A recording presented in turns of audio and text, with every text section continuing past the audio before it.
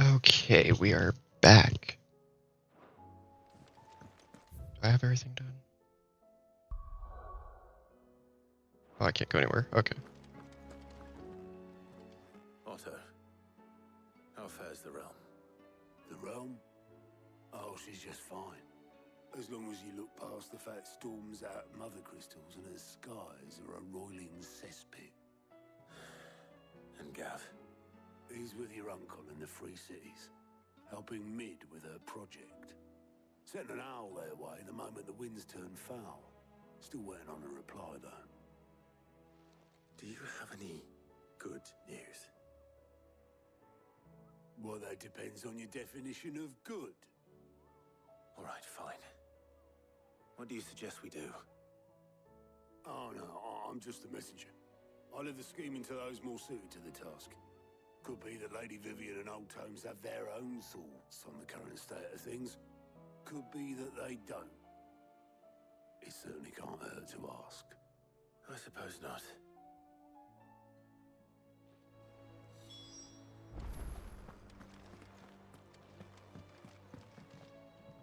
How is it that every one of your little excursions presages some inexplicable catastrophe?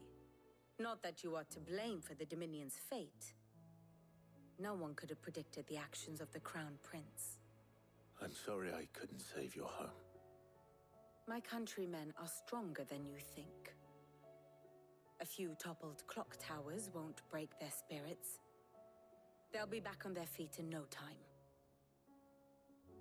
I hope so. Look at us. Bluer than a pair of bog crabs. Tempting though it may be, sulking will not help us find a solution to this mess. You believe there's one to be found? I don't know. But I am certain we're more likely to find it if we first examine the facts.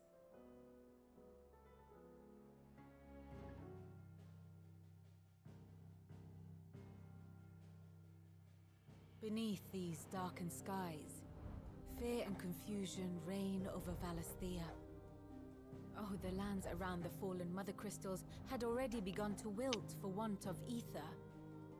But not like this. Crystals that filled wells and fueled furnaces. Now nothing but pretty shards of rock. And those that hang from the people's necks cast nary a glimmer of light to keep the dark at bay. It is only a matter of time before the common folk convince themselves that the end of days is upon us. Yet I fear a swift end is more than we can hope for. While most of the world thirsts for ether, the remainder drowns in it, spawning Akashic in droves. And amidst the hordes of mindless beasts, with magics as like to fail as function, even the strongest nation would falter. Rosaria and the Iron Kingdom teeter on the brink of collapse, while the tragedy in Twinside has all but paralyzed the Holy Empire. Dalmekia fares little better. Rumor has it the ministers fled the capital after the fall of Drake's Fang, leaving their beloved republic to crumble. Waloed, meanwhile, moves in earnest. The Einherjar has been sighted off-storm. The world, in short, is in chaos. It would seem our civilization was nothing but a castle of sand, to be washed away at the whim of the waves.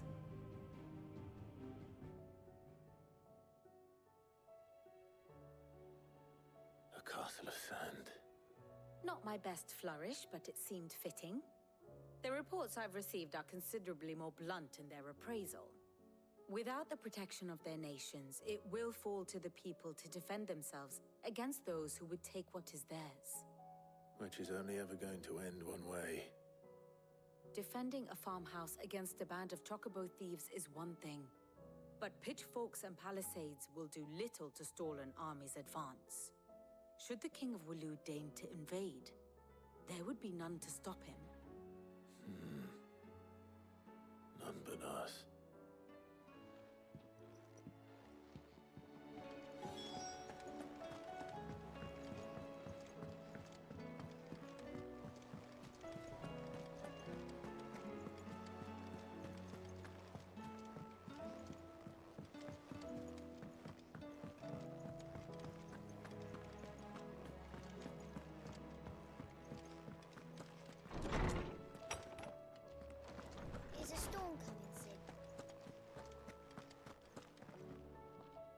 me guess. You're here about the skies. Is there anything you don't know, Lawsman? It doesn't take a court astrologer to augur the obvious. As for what has disturbed the heavens, that, I believe, is a question the Fallen might be better placed to answer than I. And on the sixth day did the gods tear the sun from the firmament, visiting darkness upon their prideful sons and daughters. But I dare say you remember your childhood lessons on the sins of Zemeckis only too well. You think they're connected? That Ultima was one of the gods responsible? Well, he has certainly exhibited powers that we mortals would associate with the divine. There is nothing divine about him. But he wouldn't be the first god of whom that could be said, now would he? Yet for all the fairy tales that tell of the sins, there is almost nothing in the way of actual historical accounts. Had I the Journal of Moss the Chronicler, I may have been able to tell you more, but alas, I fear all remaining copies have been lost to time. You will forgive me, I hope? Certainly not. Because there is nothing to forgive. Even without this journal, you've provided us ample wisdom. And we will always be grateful for it. Perhaps Otto will be more inclined to share his thoughts when he hears what the others had to say.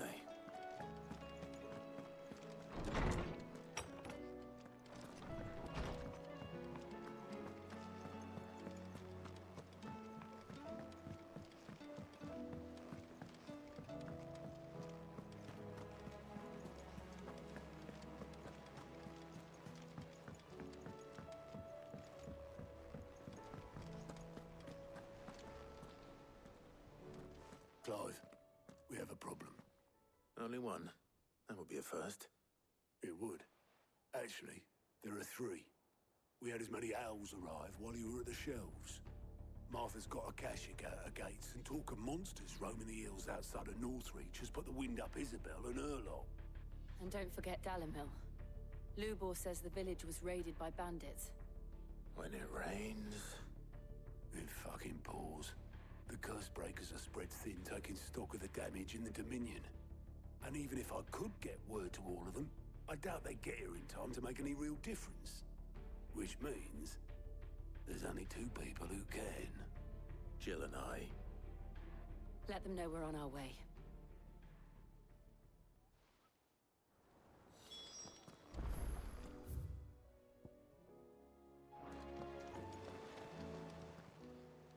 Clive! Here you go.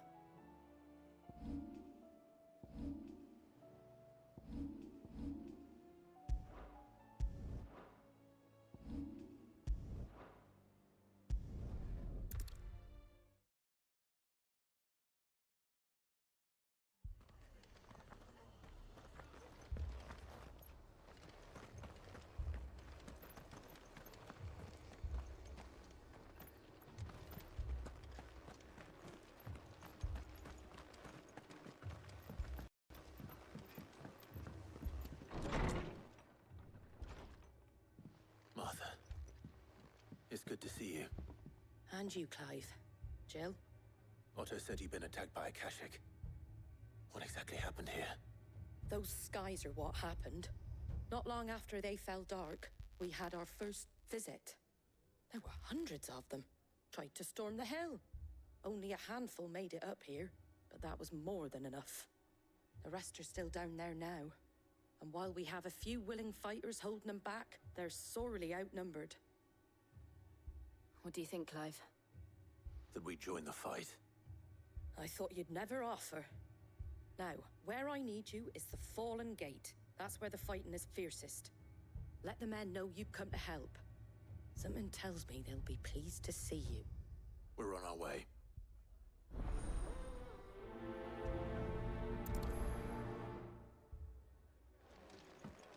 Do you think there are as many as Martha says? More.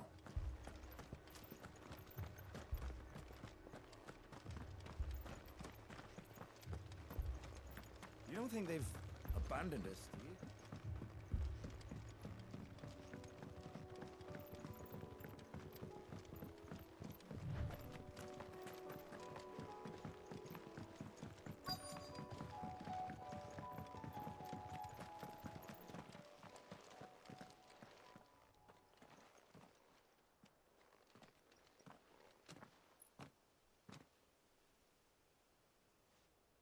Clive, wounded.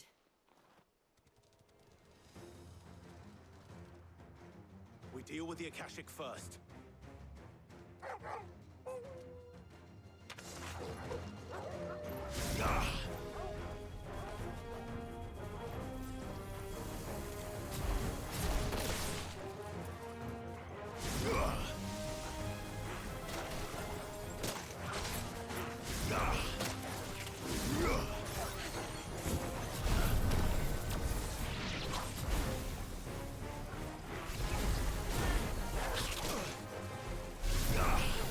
Thanks, boy.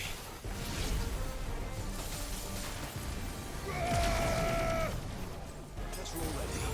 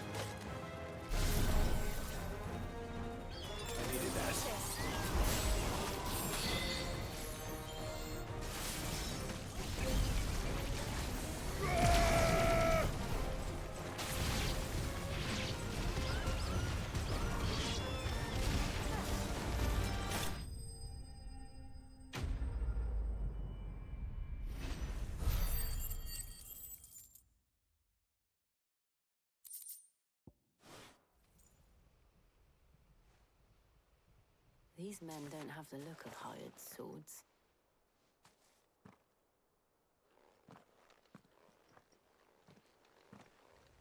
If you've come to rob this place,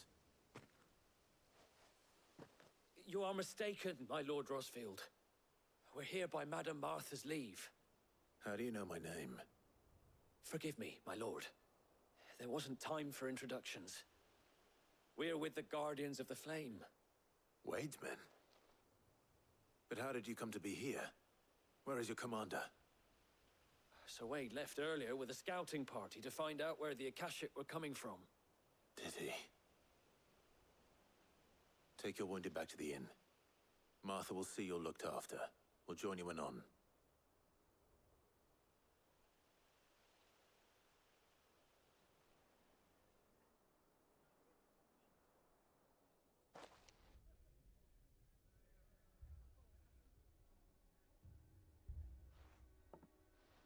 And to think you took them for thieves. A fine reward for holding off the horde, that is. When did Wade and his men arrive? Not long after Rosalith fell, the Guardians asked me to shelter some of them that had lost their homes. They were making ready to leave just as the skies turned, and we agreed it was best we stuck together. Martha! Trouble! The scouting party's almost at the lift, but they got a pack of Akashic snapping at their heels! And they got wounded with them! They're not gonna make it! Damn it all. We'll worry about them, Martha. You look after everyone here. If any can still fight, send them to the lift. I will. You two be safe now.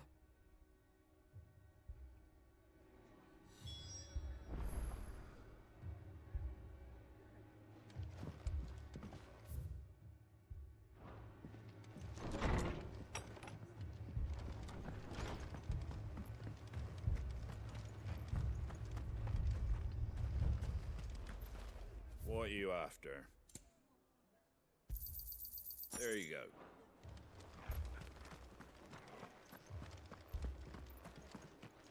Mad dogs.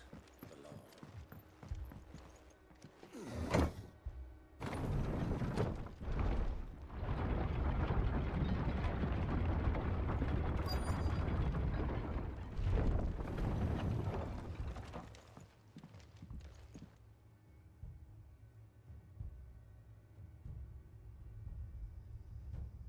Squire, I need you to get those who can still walk up the lift to Martha's. But what about... I didn't ask, Oscar. Sir. Sir Wade. Lord Rossfield. If you aren't a sight for sore eyes. Martha seemed to think you might need some help. And by the looks of it... We thought we could sneak by them. But we didn't know there would be so many. How could we have? Behind you!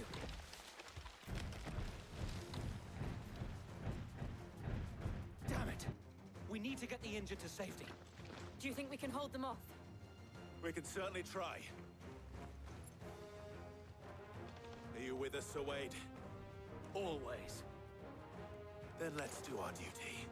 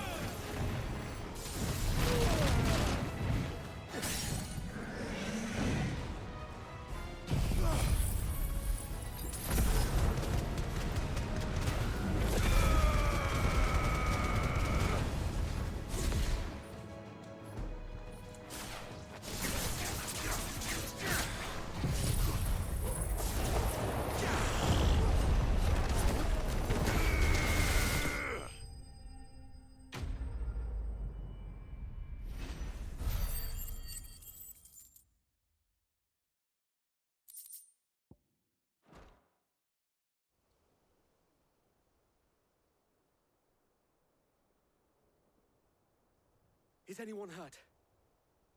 I don't think so. And yet again, you've pulled me from the flames. It's just a pity I keep walking into them. You've never been one to shy away from danger, Sir Wade. Like any shield worthy of the name. I see you're all in one piece. Martha! Is something wrong?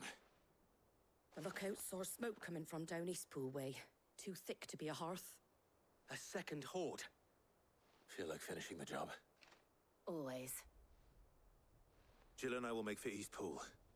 You'll need to move the injured without us. Don't you worry about them. The moment my men are safe, I'll follow. Good luck.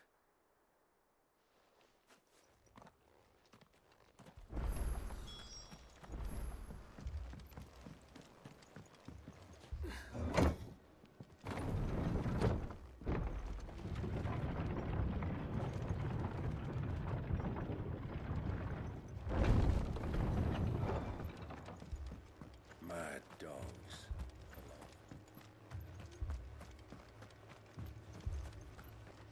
What are you after? There you go. Much obliged. We are going to read up on precision dodge, because I am not getting that right.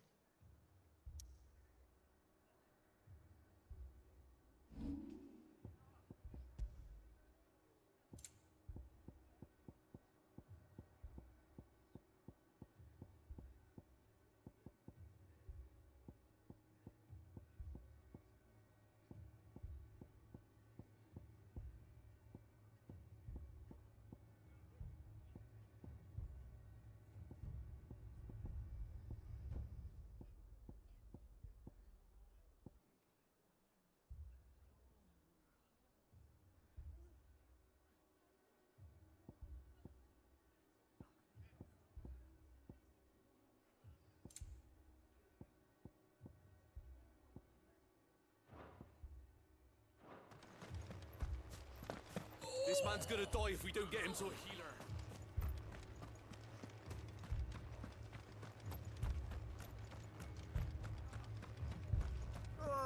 Just patch me up as quick.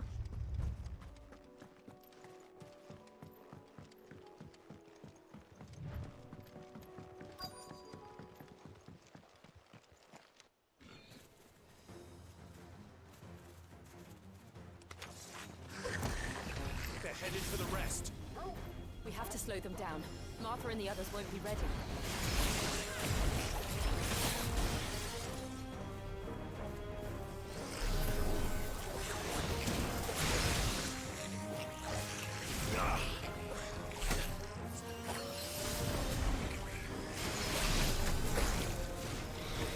It'd be nice if I could see what I'm doing.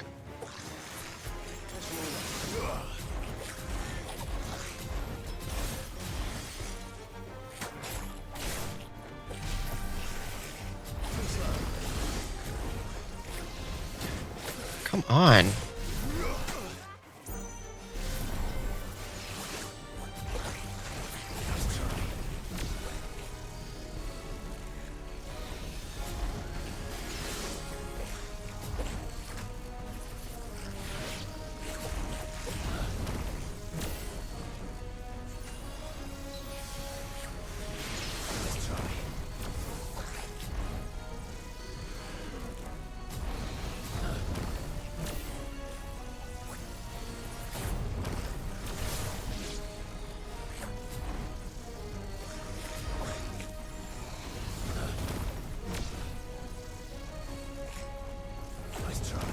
What the hell? Come on.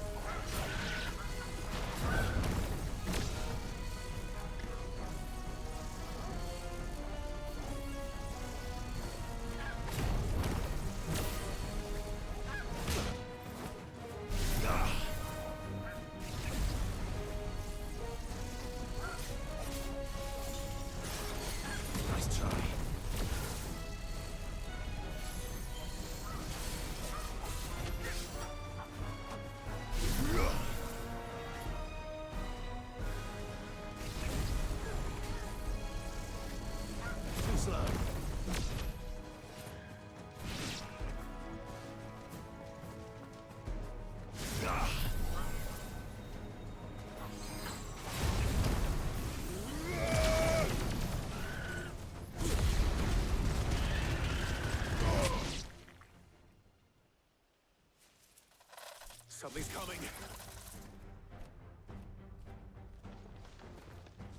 Apologies, my lord. Did I miss anything? Only the first round to wait. Shall we? That's better.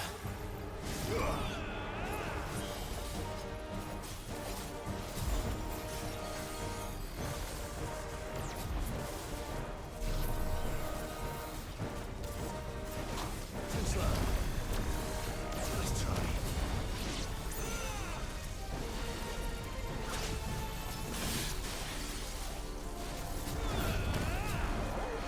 Nice try. Nice try.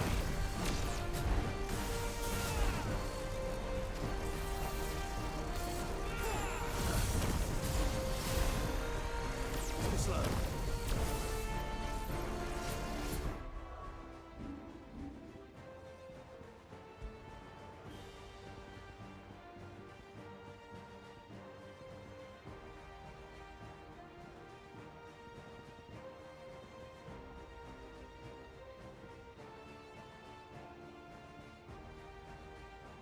We're gonna put this on. Oh.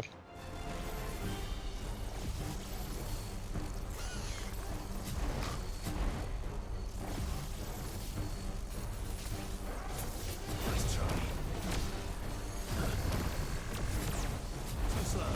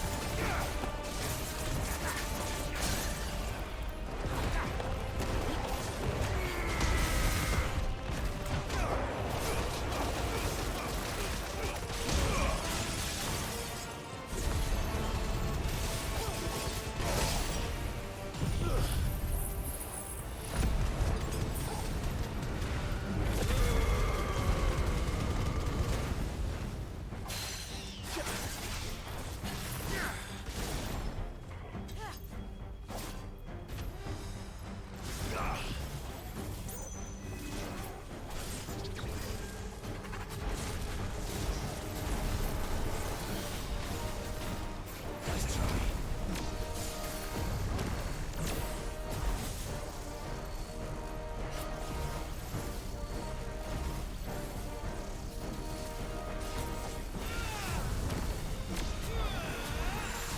Nice try.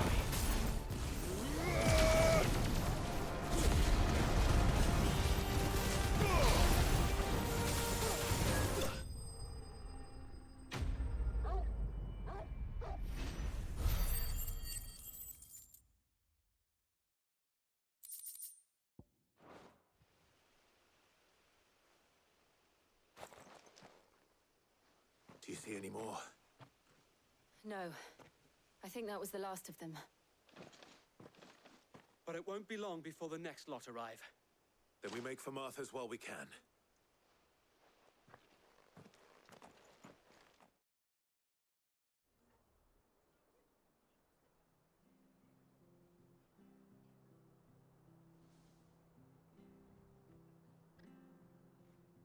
What did you find out there? The same as Sir Wade. Scores of Akashic.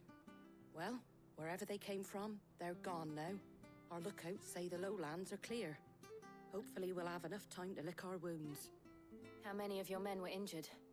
A damn sight less than if you hadn't turned up. Thank you. It was a hard-fought victory. But as long as the skies remain dark, I fear the Akashic's numbers are only going to rise. It's not a matter of if the Horde will be back, but when. And whether that's sooner or later, we'll need to be ready. The inn here affords a good view of the land, and is easily defendable. I'd like to make this one of our outposts. What do you say, Martha? You'd have more men to guard the rest. Well, when you put it like that, of course they can stay.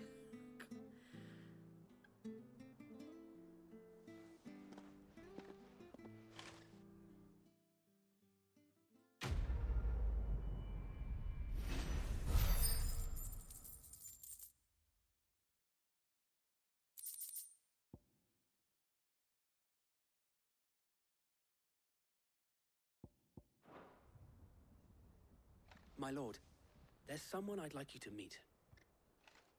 Oscar, over here.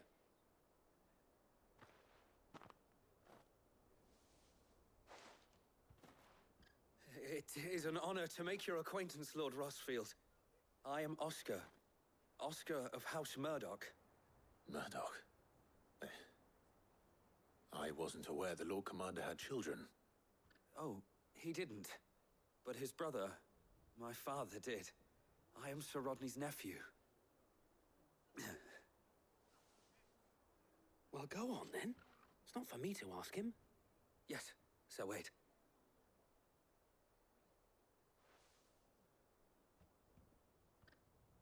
If it please you, my Lord Marquis, might you take me as your squire? I would learn the duties of a shield from the finest.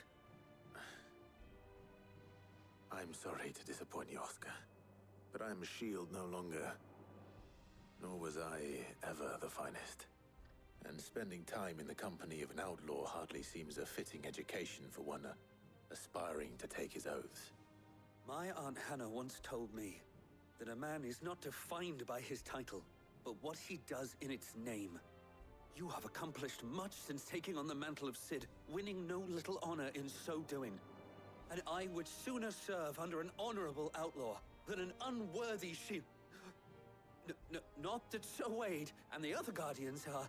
I mean to say that, they're... It's all right. We know what you mean. There is only so much the boy can learn from me, my lord. But a squire...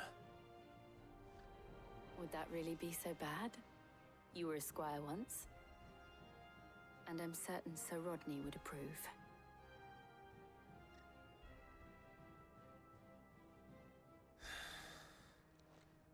Know that I'll show you as much leniency as your uncle showed me. I would not have it any other way.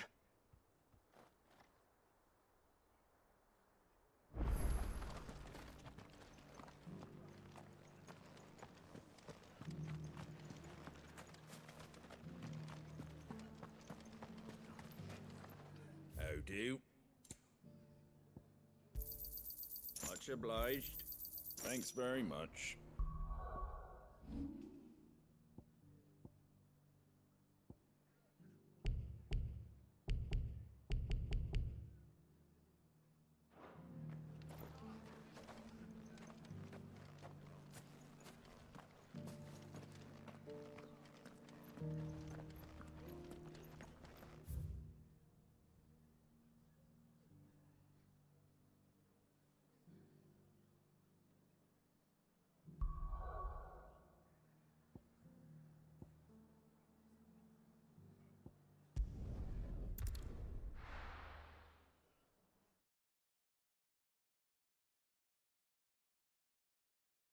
First we find Isabel.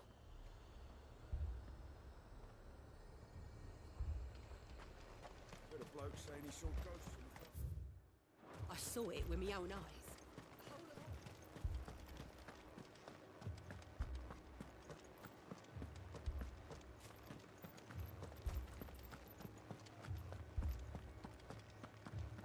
I can't do it.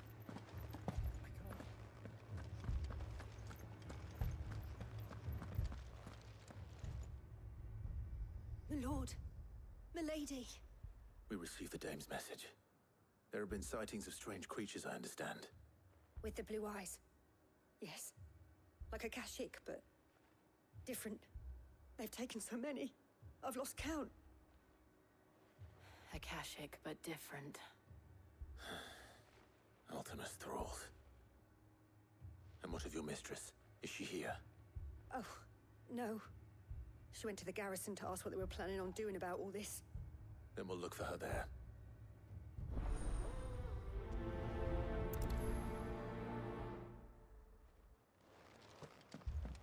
More arrived from the capital this morning.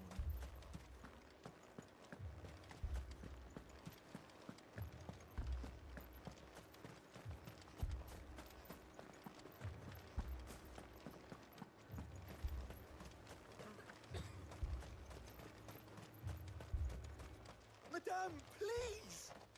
Half the garrison's been slaughtered by those things. We lost the captain this very morning. We've tried requesting reinforcements, but there's been no word from the capital or the Dominion in days. What more would you have us do? I would have you do your duty. Those at the Vale look to me for protection. And protect them I shall. Because they are my charges, and that is my duty. In case you have forgotten, the people of this town are your charges. But more than that, they are your people. Your sisters, your brothers, your lovers. So you have a choice. Lay down your sword and watch as they are slaughtered, or take it up and do what is right. She speaks the truth, you know. This here, it's all we have. It's all that's left. What we have left is our lives. Do you really want us to lose them as well? Not if we don't have to. Look, there's a cask under the captain's bunk. Let's talk about this over a drink, eh? I'm listening. I'll have a word with him.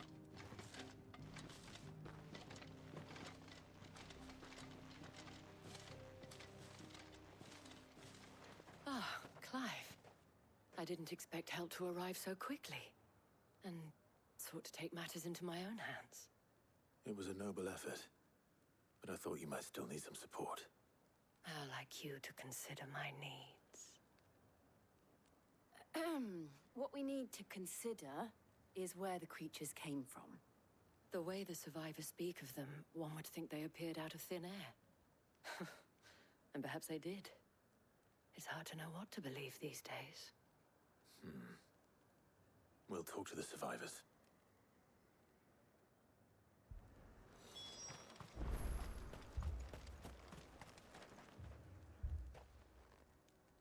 You're a pikeman, yes? What happened?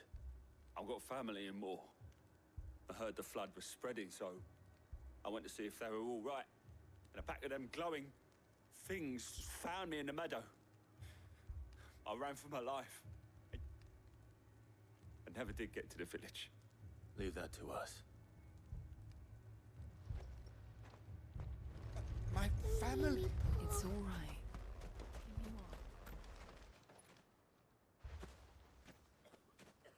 Did you see the creatures that attacked you?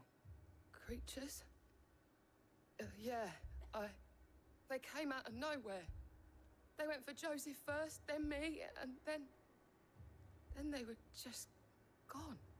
Do you remember where you were? On the road from Oriflamme. We just passed Moor when... Where's my Joseph? It's all right.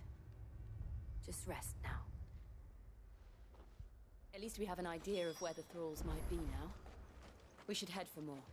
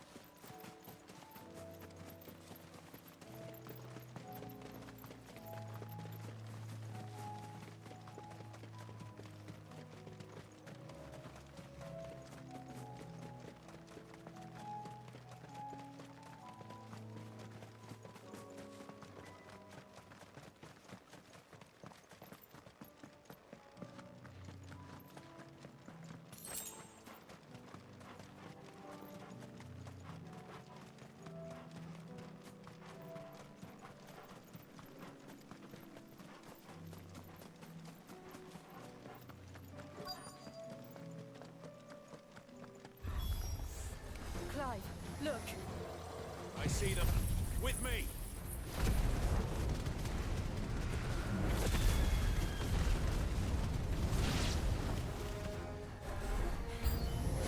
Should I prime? Save your strength.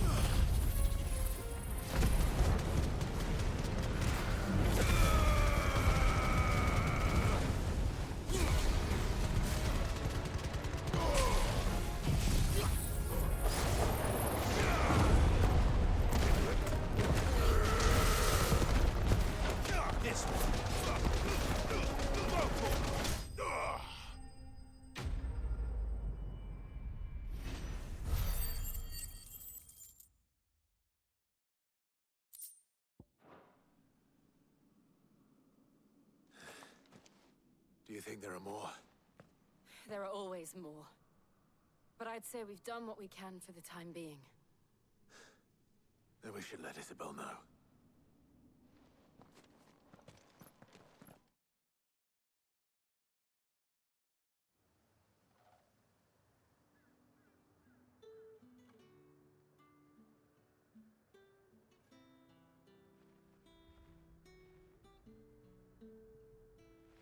You have the town's thanks. Don't thank us yet. There will be more. Many more. And you'll need to be ready for them. Oh, we shall. Isn't that right, Captain? Yes, milady. The garrison will be ready. Philippe here has convinced most of the men to remain at their posts. For now, at least. Hearing that the Dame would look kindly on any man who committed himself to the task certainly didn't hurt. It's not the most selfless of motives, I'll admit. But whatever it takes, eh? Now me, I never needed convincing. I became a soldier to protect the people I love. And the people I love include the ones standing before me. Handsome and chivalrous. Now, if you don't mind, I have sentries to post. Milady.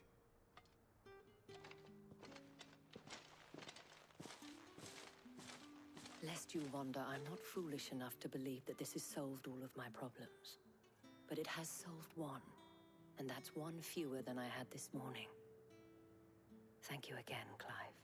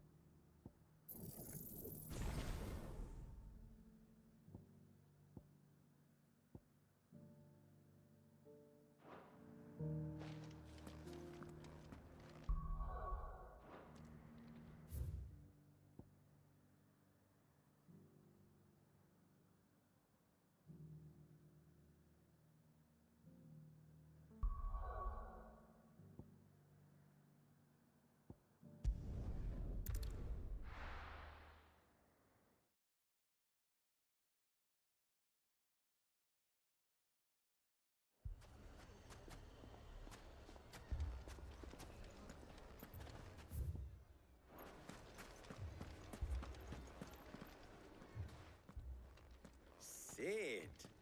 Oh, your new companion appears much more formidable than your uncle. Should I be worried? Ah.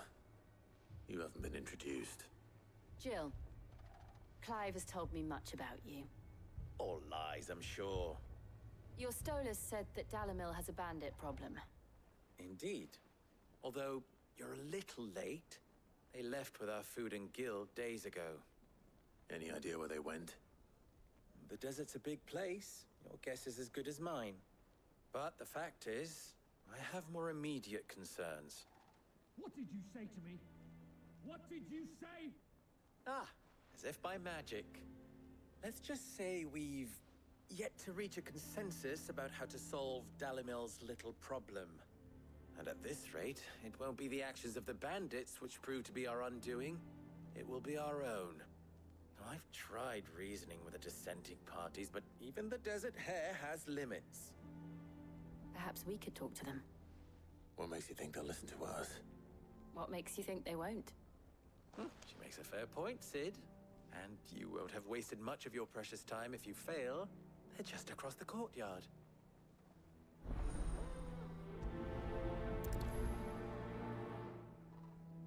Suppose we just follow the shouting.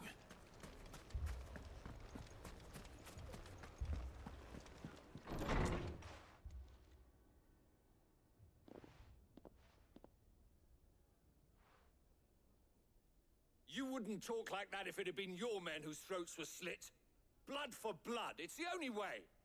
We hire mercenaries and have them mount the bandits' heads on our walls as a lesson to the rest. And what happens when those mercenaries are slaughtered like your men? Are you going to hire more? We're better off using that coin to buy food and supplies. If we hire mercenaries, the only thing we're buying is the bandit's ire. And you cannot fill empty bellies with that. Do you hear me? But what happens when they come back? Maybe it'll be your throat that's slit. That's enough. Both of you. Any more of this and I'll throw you out myself. Come back when you're ready to talk like adults.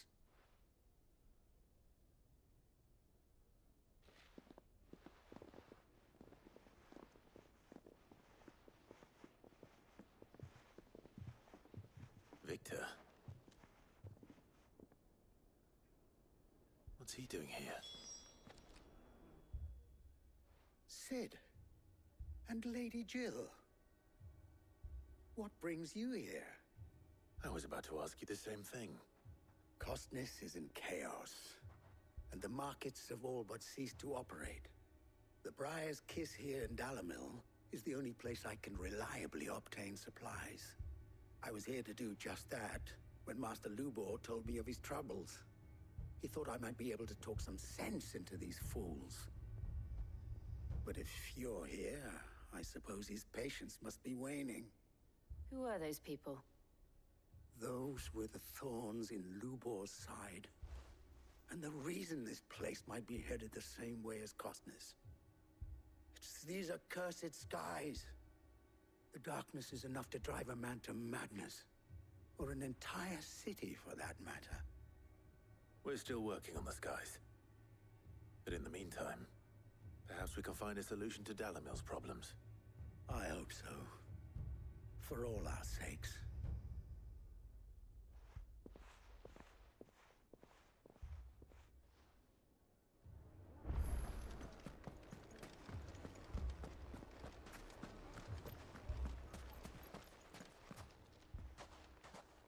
So, you see my predicament?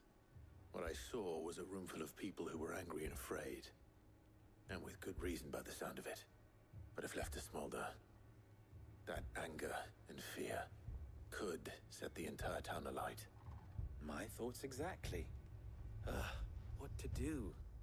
Both sides wish to protect their homes and livelihoods, if only they could agree on how. But as long as they are divided, we are vulnerable. And if there's one thing bandits like, it's an easy target. What would Sid the Outlaw suggest? Well, if it were my namesake, he'd let them choose for themselves, and be on hand to pick up the pieces when it all went wrong. That sounds like a recipe for disaster. A recipe for disaster is precisely what it is. But perhaps that realization would be enough to make them question the ingredients. While it's plain neither Conrad nor Natalie will countenance the other's proposal, it may still be possible to make them doubt their own. Before presenting them with a third option. And that would be? To pool our resources and save the city ourselves. Why fight each other? When all that fear and anger can be directed at the bandits. It appears we have a plan of action. Victor, pay Conrad a visit. See if you can't convince him of his folly. I'll speak with Natalie. As you wish. Your faces are not well known in this town. That may prove useful. Don't worry, Victor and I will do most of the talking. You need only play along. Play along? What he means to say is yes.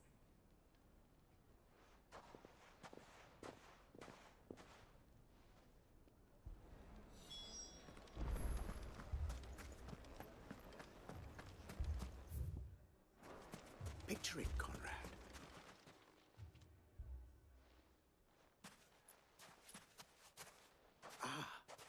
Here she is. The Lady of the Spear herself. Conrad, may I introduce you to Jane, commander of the Red Wings, the oldest mercenary guild in the Free Cities. A pleasure, my lady. The pleasure is all mine. As I told you, I summoned the commander here from Canberra to inquire about a contract. Victor says you told him no. That there aren't any men left to hire. Is that true? True as the crystals cracked. Nobles came and claimed every last one worth his salt. And not just from us Red Wings. You know of the 7 high houses. There must be 2 swords assigned each one. Granted, we have a few boys left. If it's boys you're looking for. Well, Conrad, are you saying that Dalamil's finest cannot defend this town better than a gaggle of unblooded striplings? That a band of beardless youths could better avenge the deaths of your brave men than you yourselves? Absolutely not. We'll show those bastards who they're dealing with.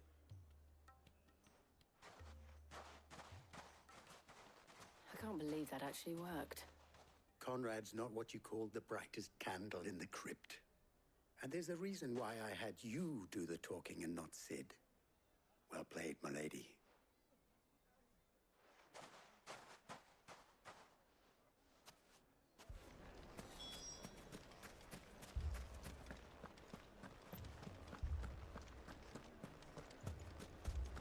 A shop? If I had my pickaxe, I would...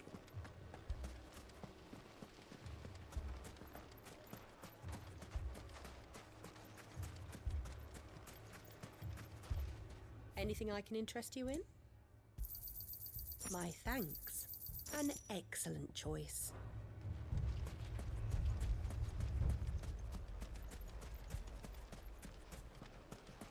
I mean, it may still be possible to buy something. Ah, here he is now. Natalie, allow me to introduce Lord Underhill of Randalar's prestigious League of Merchants. Lord Underhill. At your service. Underhill? I was just telling the good lady of our conversation, my lord, and how you were lamenting the state of the capital's stores. Lubor says that not only are the granaries almost empty, but that war and the Blight mean this season's harvest won't be enough to fill them for winter. Indeed, certainly that is the case. The nobles in the capital are buying up the city's stocks of barley and wine, driving the prices higher than most commoners can afford. It is only a matter of time before the peasants revolt. It is worse than I thought. If what Lord Underhill says is true, I fear we have little hope of supplementing our stores, meager though they regrettably are. And while I applaud your endeavors to dissuade our more bellicose citizens from seeking vengeance, I sense Conrad is not wrong in his assessment of the bandits' likely return. Which means that now, more than ever, we will need to secure what little we still have. Food, weapons, herbs, everything. If our humble town is to endure not only this hardship, but those that are certain to follow, we must stand united. All right. If it will help to protect my home, I'll do it. But you needn't have gone through this charade.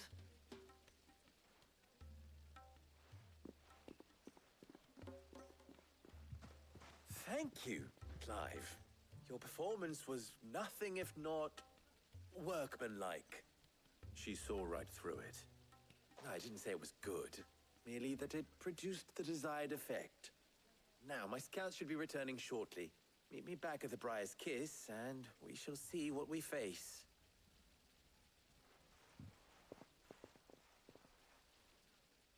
I'm not convinced our roles in this ruse were entirely necessary. I don't know. Conrad seemed quite taken with you. Mommy, I'm scared. Oh, I'm ruined. Good news, Sid. Both Conrad and Natalie have somewhat gracefully accepted their new roles. With time, they may even learn to Time no longer appears to be the luxury it was before lunch. I take it your scouts found the bandits. Technically, it would be the bandits who found my scouts. It appears they march for Dalimil as we speak. All of them. You're not serious. They don't just want food, they want the whole damn town.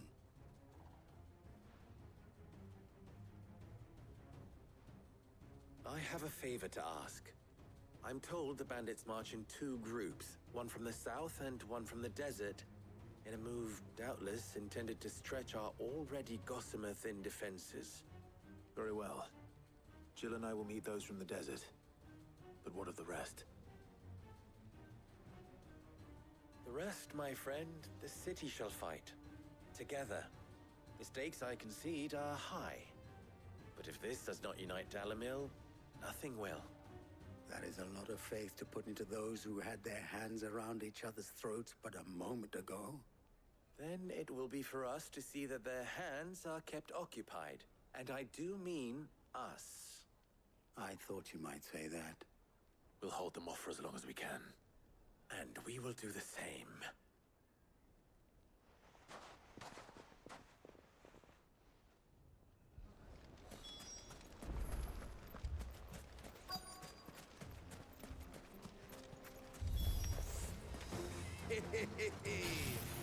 The women folk have come to welcome us.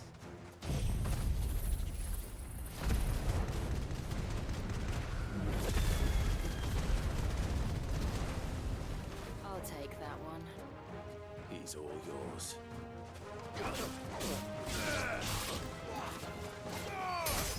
Farewell.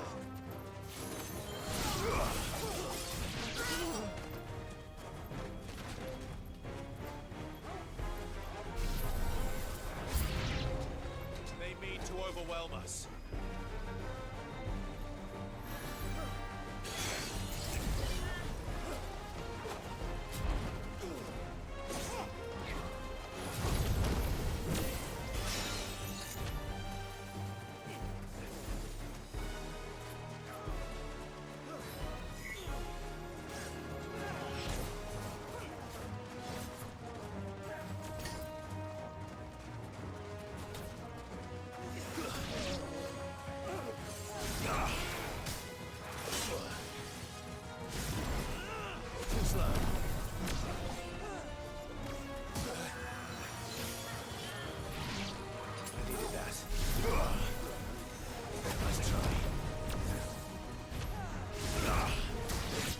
Shit, really?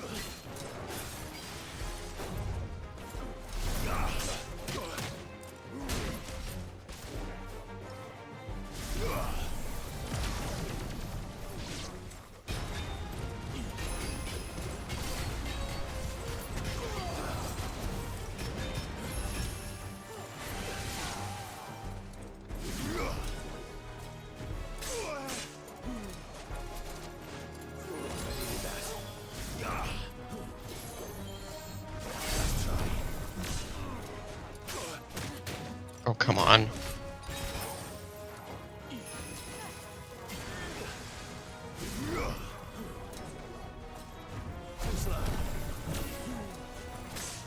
Let me dodge.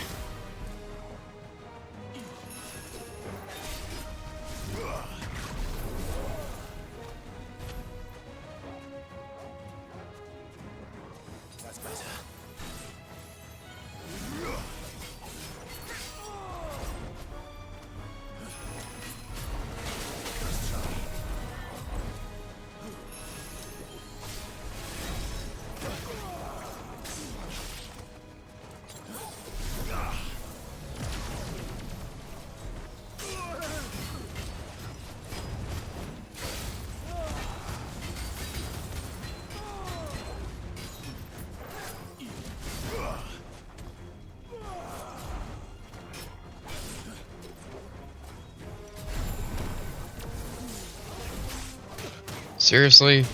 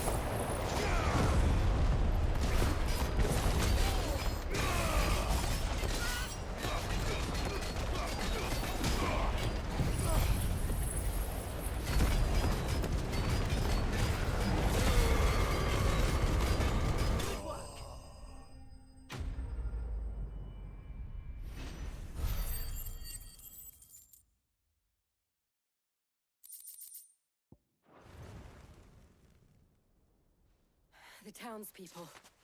Could they have held out? I don't hear any fighting. What do you think? That we should hurry. Proceeds to walk.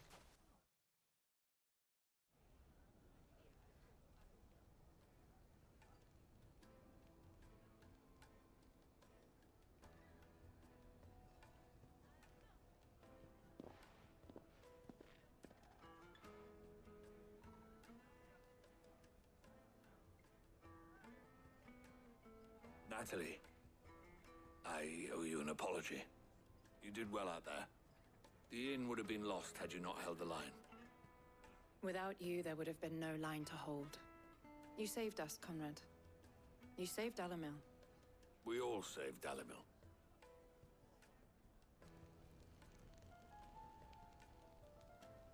Conrad seems to have had a change of heart. I'd say they both have. I take it from your presence that our visitors from the desert won't be joining us either. Pity. The plan worked, Sid. Granted, it only took an army of bloodthirsty bandits at our gate. Calm now, Victor. Why quibble over the details? We are united, and that is all that matters. As for you, Sid, you fight considerably better than you act. I'll take that as a compliment.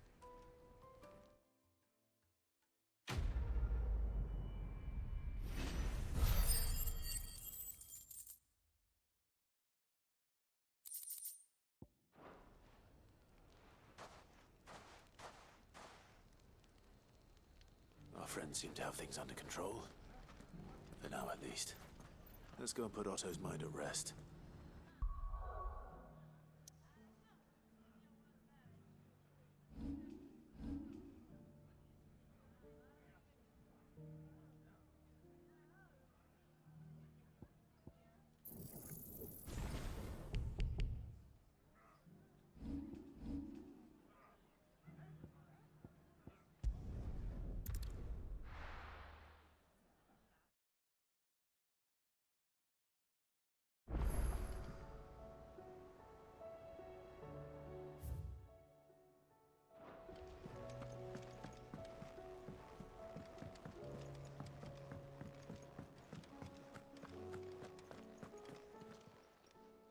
Still alive, are ya?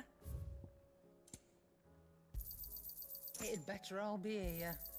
You're rubbing me blind, you know.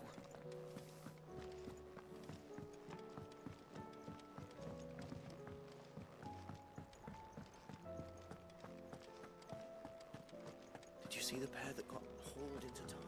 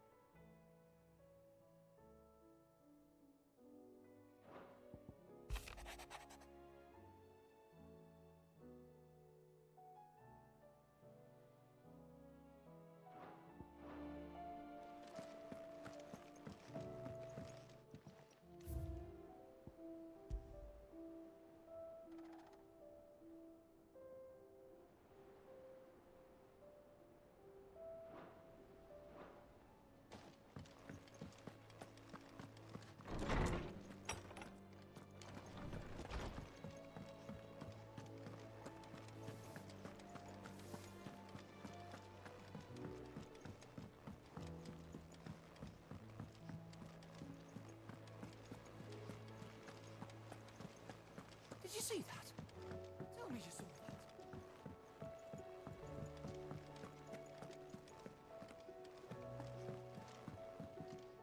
Clive. What is it that you wish to learn? Here you are.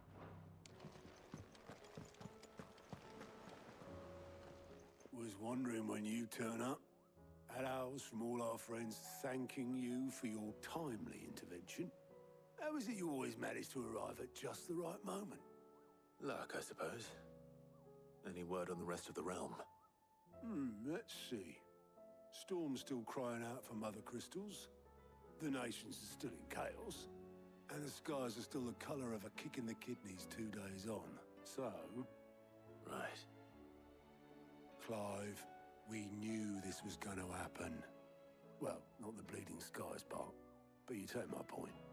Now's not the time to second-guess yourself. Now's the time to visit the infirmary. Taya says your brother's awake. Thank you, Otto.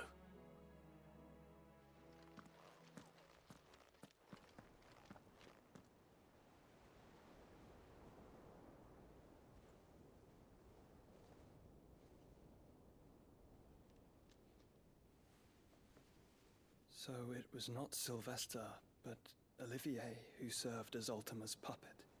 And when Dion learned of this, he sought to slay the fiend.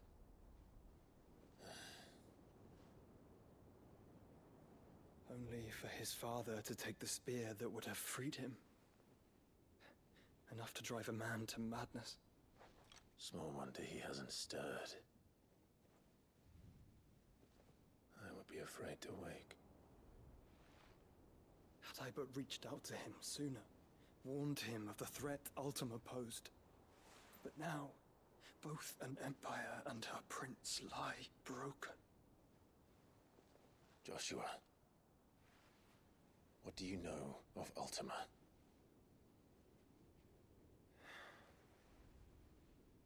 Very little, I'm afraid. Despite my best efforts. 18 years ago, as I lay buried beneath the rubble of Phoenix Gate, 'twas not death who came for me, but another. And it was while in my rescuer's care, I first heard of Ultima. I've been chasing his shadow ever since. Ultima is driven by some deep, dark purpose, and for whatever reason, it would seem you are crucial to his designs. He will stop at nothing to have you, even if that means toppling an empire. But why me? What possible use could I be to such a creature? That is one of many answers that have eluded me. Yet, I am certain of this. It is not mere chance. You were chosen for a reason. All dominants carry within them the might of an icon. Nigh limitless power that is at once acutely limited. I wield fire, and only fire. And I only ice. 8 wardens for 8 elements. But you, Clive. You are different. You're special. Your abilities begin with the flames of Ifrit. But they do not end there. The fact Ifrit can even exist goes against everything we thought we knew of dominance. Perhaps Ultima has been waiting for one such as you, whose potential is truly limitless. I've encountered that thing several times now. If it or he, as you say, needs me, why hasn't he claimed me as he did the boy? Were I to hazard a guess, I'd say the two of you are somehow incompatible. His mind not properly attuned to your body. His mind? Mind, awareness, spirit, call it what you wish. But I believe Ultima to be an embodiment of the concept. This is why I struggle and fail to contain him here inside me. I'm sorry. Inside you? With every setting sun, I feel my strength wane. And though the Phoenix's flames mend the prison I have made for Ultima, they do so at a cost. We must find a means to bring an end to him before I meet my own. What were you thinking? It was that or let him take Clive. And I've always had a soft spot for my brother. But that doesn't mean you should sacrifice yourself to save me.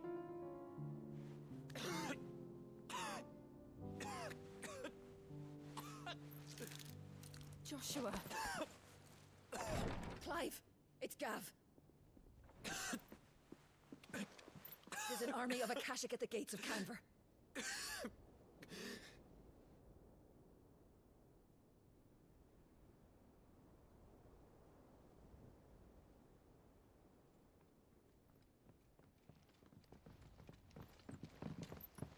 Well, what's the short of it?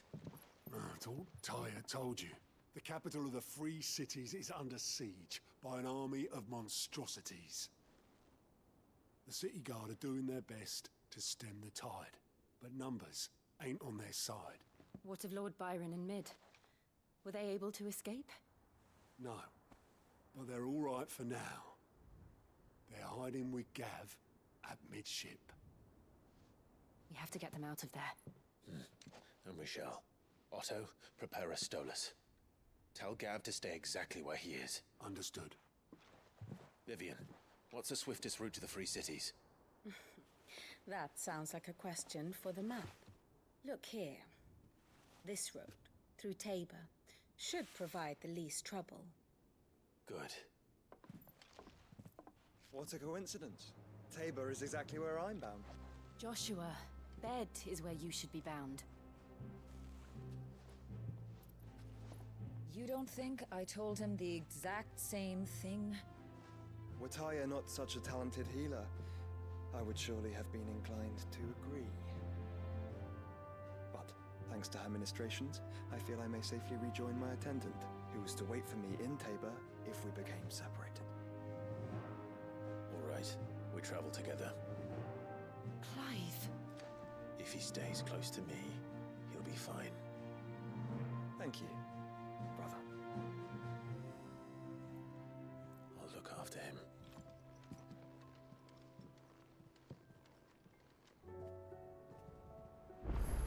My attendant was with me in the Dominion before I primed. She would have watched the battle unfold and witnessed its outcome. I trust you'll be waiting for me in Tabor, where I can finally introduce you.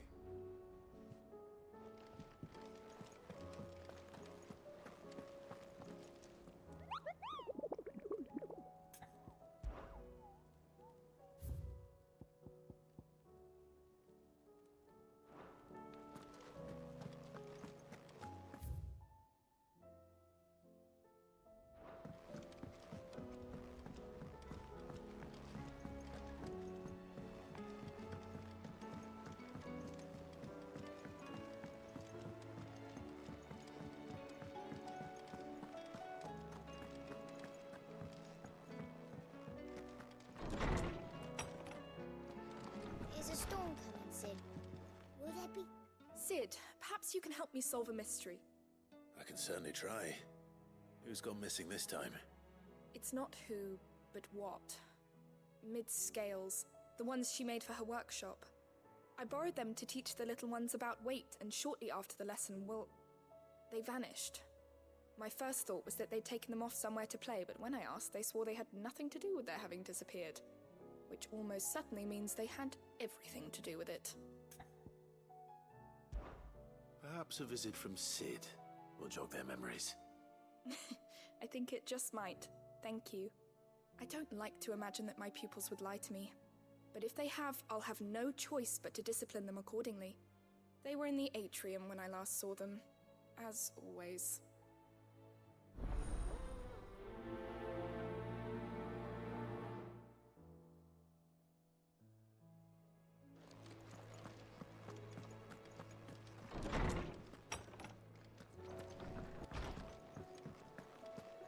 Seems the hideaway has lost its Blasted appetite. book. Here, you put me in this situation, Clive. You can bloody well get me out of it. I need a hand with a recipe. Are you sure it's me you're looking for?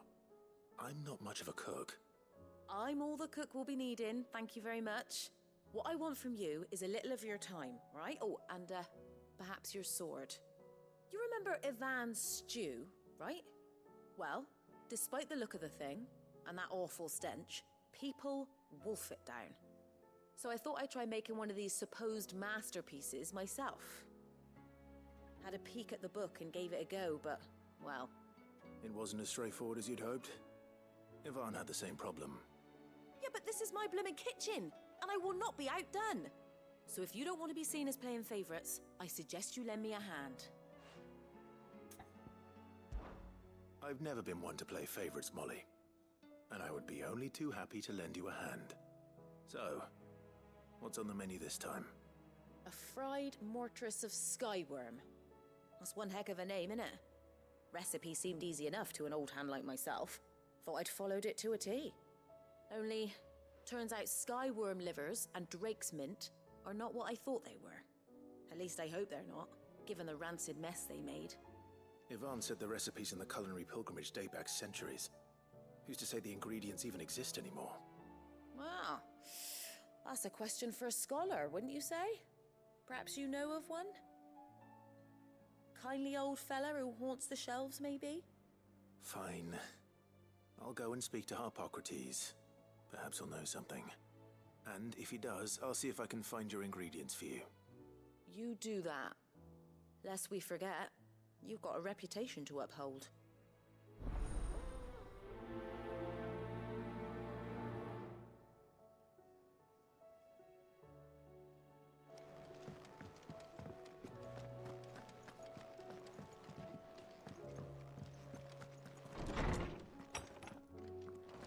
Is a storm coming, Sid?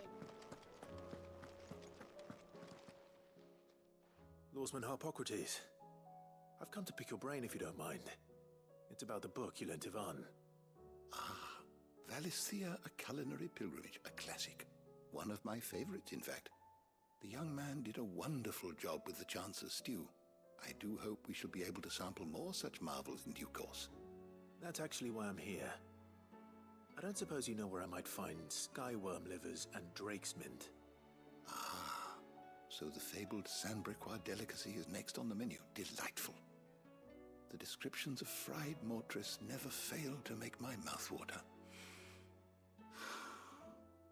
Now, skyworm is a somewhat antiquated name for the wyvern, their ground livers being the paste from which the mortress is made. Dragon livers. How very Sandbrequois. One would have thought the disciples of Bahamut would have a touch more reverence for their icon's brethren, but apparently not.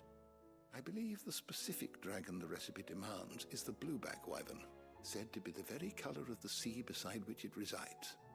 So we know where to look for our liver. But what about the drake's mint? Saint's bonnet in contemporary parlance, a herb which grows along the North Reach coast. I gather that one can locate the cheerful yellow flowers by their heady scent alone, so I'm sure you'll have no trouble finding them. I may add that people once believed game was best served with the flora that sustained it in life. in which regard fried mortress of skyworm is undoubtedly a typical dish of the time. Meaning that if I find one, I find the other. To Northreach, then. Best of luck, Clive. And do save me a bite once the dish is complete.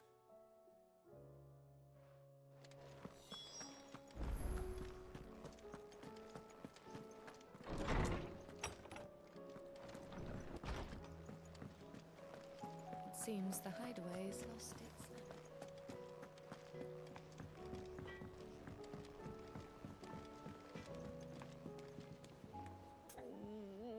What am I gonna do? Is everything all right, Goots? You seem more discomposed than usual. Oh, I don't know what that means, but I'm in a bit of a muddle. Oh, I think Nan might be in trouble, and she's... It's all right. You can tell me.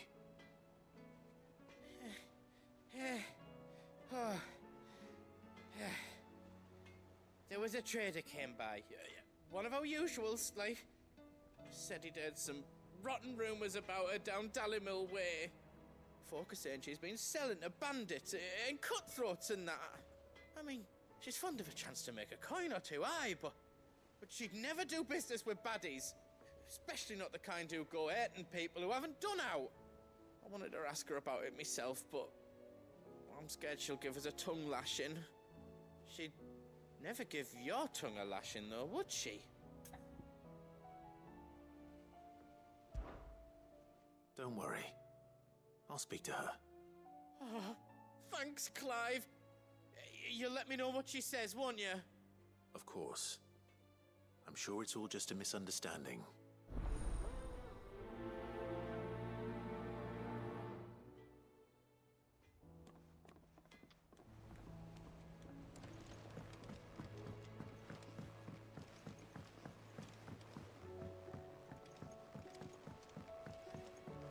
I heard the Emperor was impaled on his...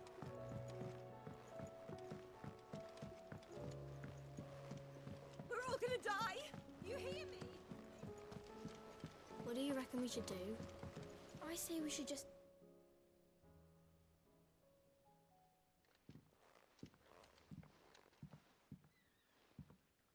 Sid! Hard at your studies, I see. And what is that? It's not a set of scales, is it? No. Of course it isn't. Well, not anymore, it's not. Oh, And just how long hasn't it been one? we're sorry. But we didn't break them. We dismembered them. Just like Miss Mididol showed us.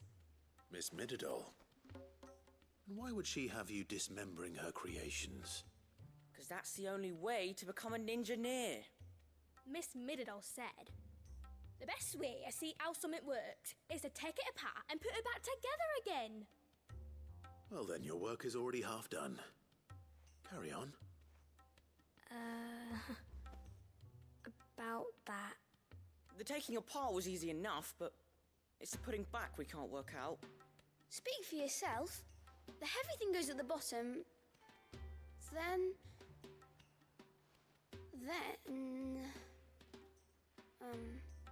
You three need to learn to take responsibility for your actions. So let's have a look at these parts with fresh eyes, shall we?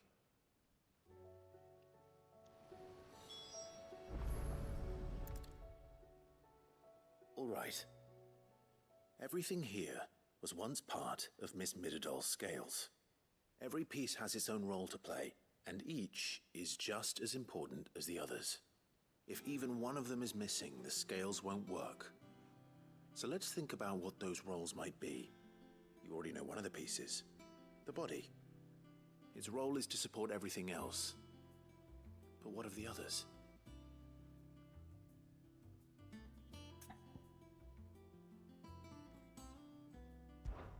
This is called the arm. Why do you suppose that is? It doesn't look much like an arm.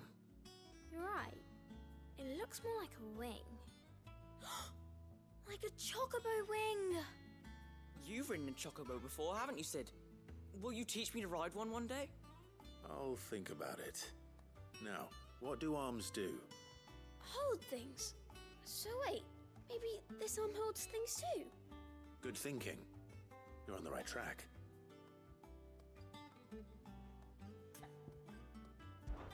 These round parts are called the pans. You all know what a pan is, don't you? I do. Molly uses them in the kitchens to fry bangers. But these aren't for frying bangers, you idiot. They're for weighing stuff. But what if I wanted to weigh Goots? I don't think he'd fit on that little thing. Probably not.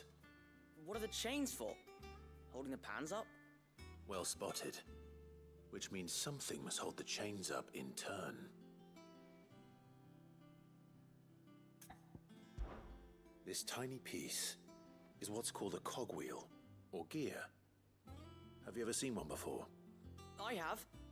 Miss Miradol's dungeon is full of them. Most are on the floor. She puts them in all her inventions. They spin round and round and round and round and... That's right. They're very useful when you want to make things move. Do you remember if there was anything on the scales that moved?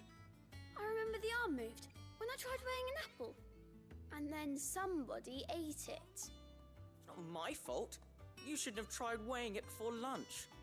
We know what part's supposed to move and how it's supposed to move. So, let's put the pieces together first, see what doesn't move, and then stick the cogwheel to that. Not a bad idea. You see? It's not so difficult. So, now that we've taken stock of the parts and learned what they do, what do you think? I think we've got it. Then here's what we'll do. You tell me what goes where, and I'll put the scales together. Well, obviously you need to start with the body. All the other pieces fit onto it, don't they? And the arms go on the body, just like real arms. Or wings, if you're a chocobo. And then the arms hold the pans by the chains. Very good. Let's see if that works. There. All finished.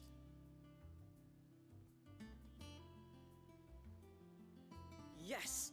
We did it! Well, with Sid's help. Oh, I just put the pieces together. It was you three engineers who showed me how. That's right. We're Miss Miradol's hares. Her hairs? Yeah, hares for the future. She's showing us her secrets now, so we can help out the hideaway when we're older. What do you think, Sid? Are we almost ready? With a little more help from Miss Miradol and Miss Shirley, I'd say it won't be long at all. You hear that? It won't be long. Until then, though, do try to be honest with Miss Shirley.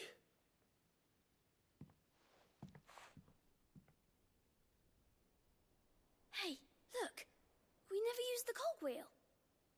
You don't think Sid forgot about it, do you?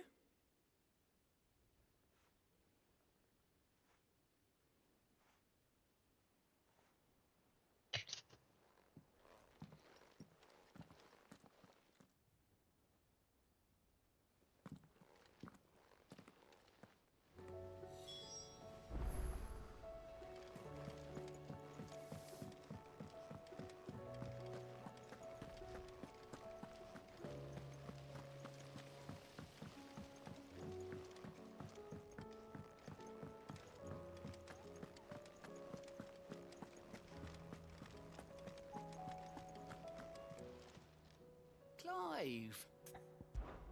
Here you go. Always something in there.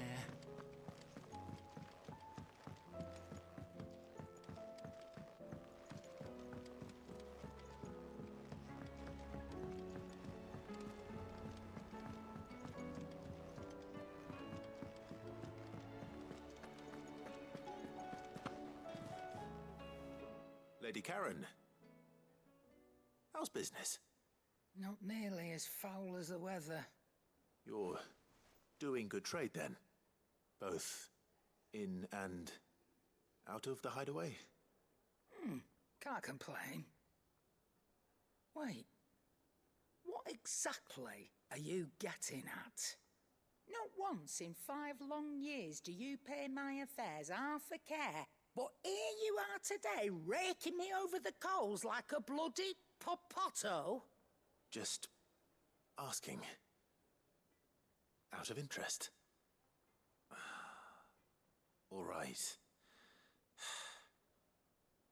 I'm here because I was told that certain rumors have been circulating.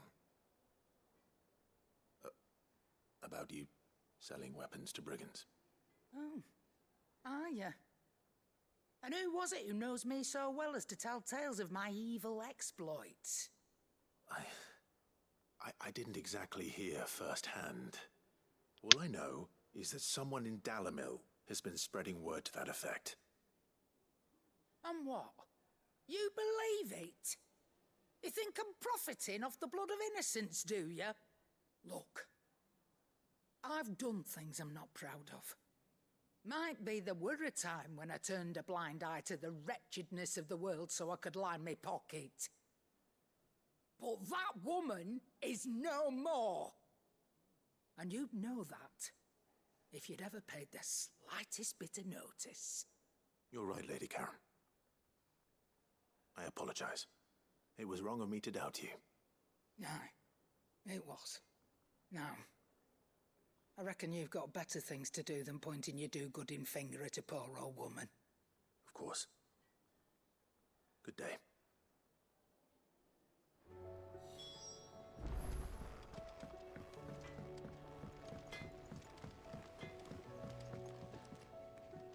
I spoke with Lady Karen. What did she say? That the rumors were unfounded, and that I was a fool for thinking they might hold any truth, along with some other things that made her feelings clear. And while it sounds like she may have done things she regretted in her past, she says those days are behind her. Oh, well, that's good. I knew Nan wasn't caught up in out bad. But why would people say she was? What did she ever do to them? It's not right. No, it's not. But people do things for all sorts of reasons. Perhaps we'll never know. Well, I'm going to find out. That trader, he said they were all talking about her in Dalimil. So that's where I'm going. I'll find someone who'll tell me, you'll see. Are you sure that's wise? Whoever's spreading these rumors means Karen ill. Oh, right. But that's why you'll be coming with me, isn't it, Clive? I suppose it is.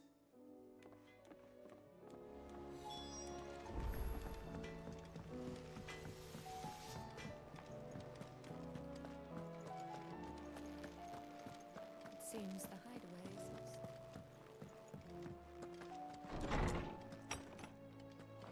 Is a storm coming, Sid?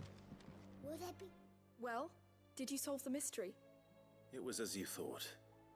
The children had the scales, or the parts of them at least. They dismantled them to see how they worked. Oh, no, Mid will have my head. Thankfully she won't. This might even have been her idea. Although I was the one who ended up teaching the lesson. I'm so sorry, Sid. I know how busy you are. I shall see that the children are properly punished. Please, there's no need. Mid seems to have taken the three of them under her wing. She's even calling them her heirs. She'd have them follow in her footsteps. And her father's. I see. Sid, do you know why Mid has been spending so much time at the hideaway of late? She told me it was because her studies have been interrupted by events in Canva. Is that not true? No, it isn't. The university offered her a commission. In exchange for full tuition, room and board, they asked her to oversee the design of several new war engines. To anyone else it would be an opportunity, but to Mid, who lost both her parents to war, it was a bitter pill. One she was none too keen to swallow. But that should come as no surprise. She's only ever cared about bringing people hope. The very last thing war can be said to do. Which explains her heirs. She's working to give them a better life.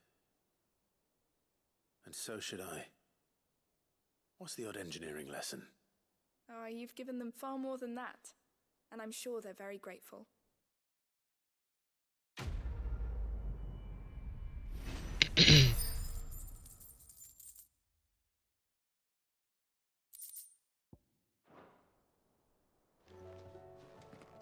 Okay, now I can find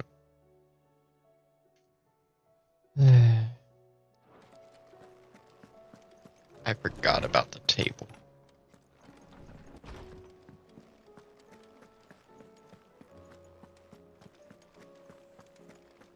Did you see the pair that got hauled into time?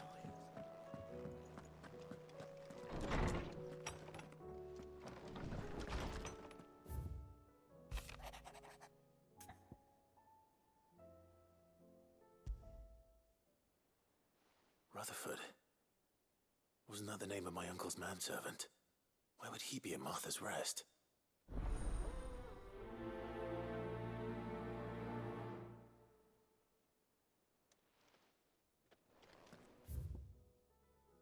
Okay, let's see. Excuse me? Can I not? Oh, that's stupid. Okay. That's dumb.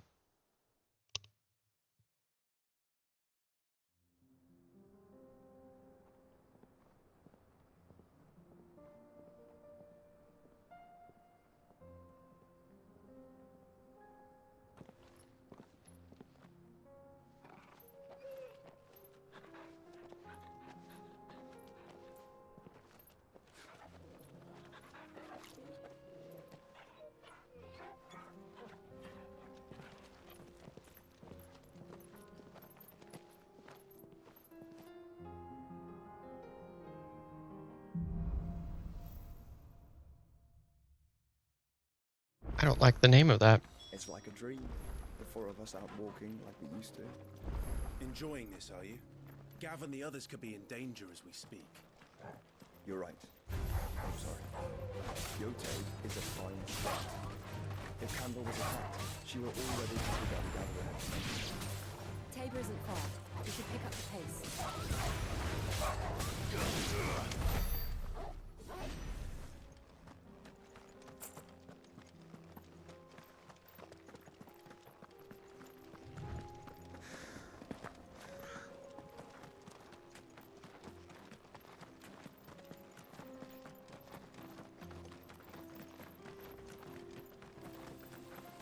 We can use the ruins to cross the ravine. Assuming they will allow it, the Echoes have a will of their own.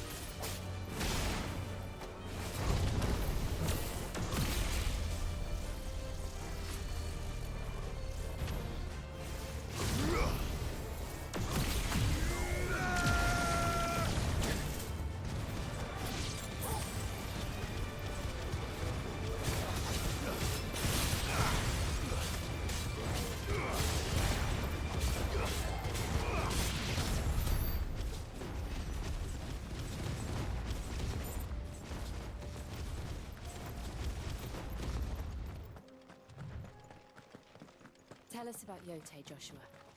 She's strong-willed, loyal, and deadly with a blade. Much like Clive, but with better manners.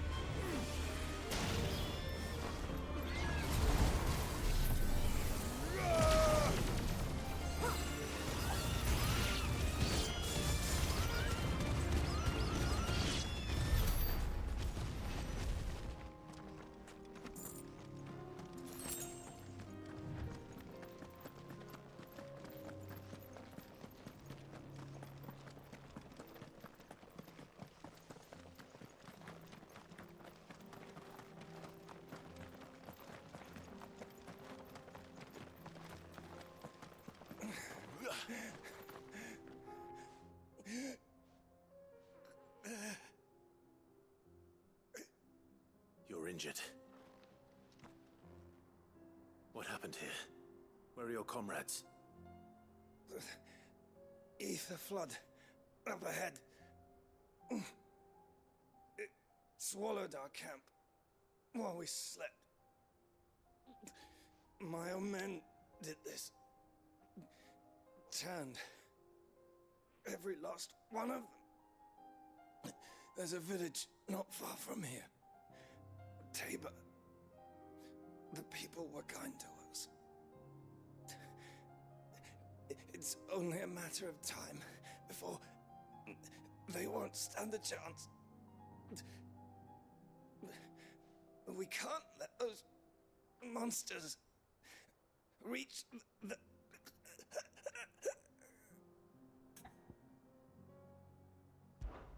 I'll go. You catch your breath. Thank you. Our encampment is up ahead. Just off the track. They must not reach Tabor. Forgive me, Lord Kuka. Rest well, soldier.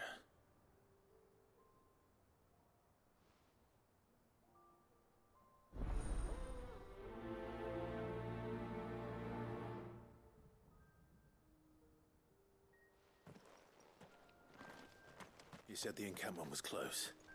Let's hope the Akashic are still there. Another ether flood. They're everywhere now. We can't go round it. Then we'll just have to be careful.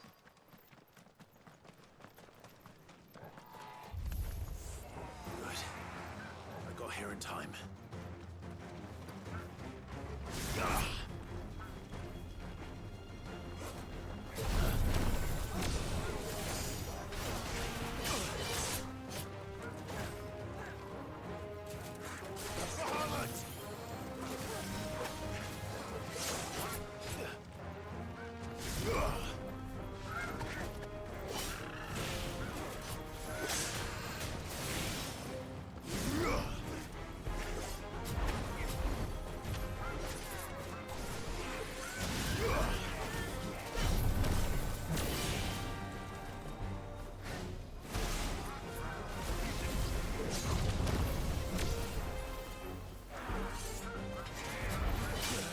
Oh, come on. You're a flying hack. I'm hurt, Torgal. Help me, boy.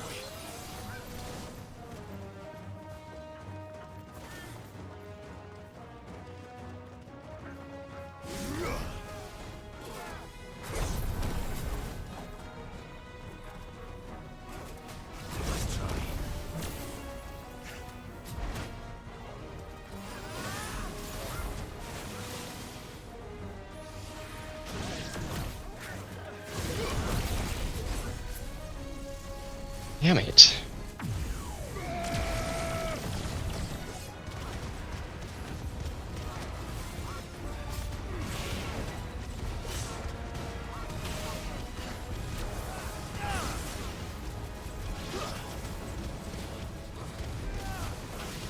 That's all ready.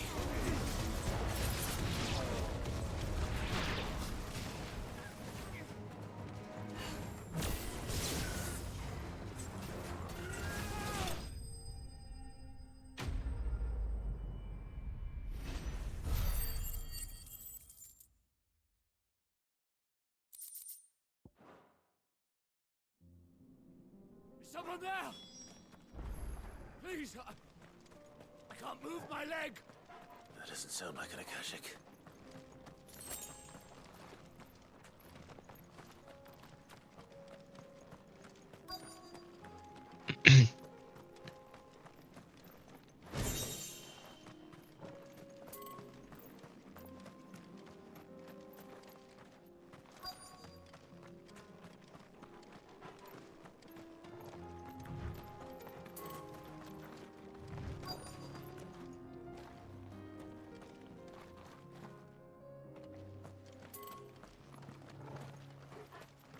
Fuck.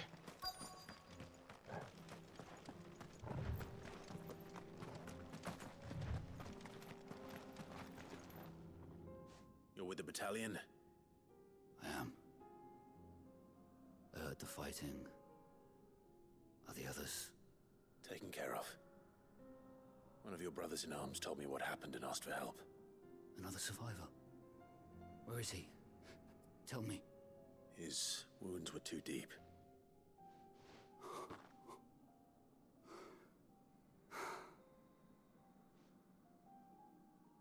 He was right to send you.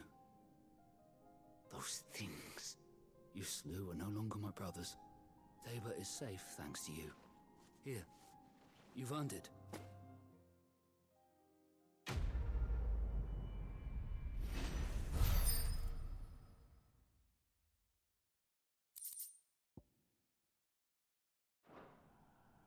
You seem familiar. Have we met? You must have me confused with someone else. Wait. That scar. Son of a whore. You're Sid. I was there, in Cosnis, when you killed my brothers. I was there in Rosalith, when you killed my commander. My war with Hugo Kupka is over. I bear no ill will toward those who followed him. And what of my ill will? Coward! Draw your steel. Lord Kupka shall be avenged! Fine. If you insist. For Titan!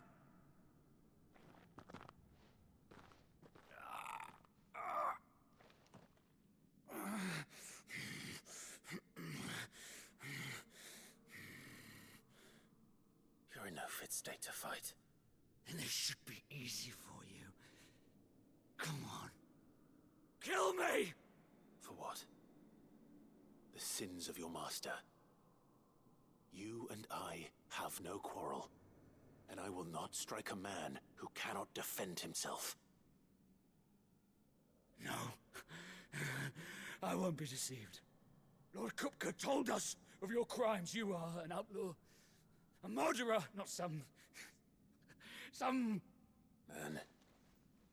Like you or anyone else. I am nothing like you. But if you're not gonna kill me, then go. Leave! Just know that I will find you, Sid. Someday.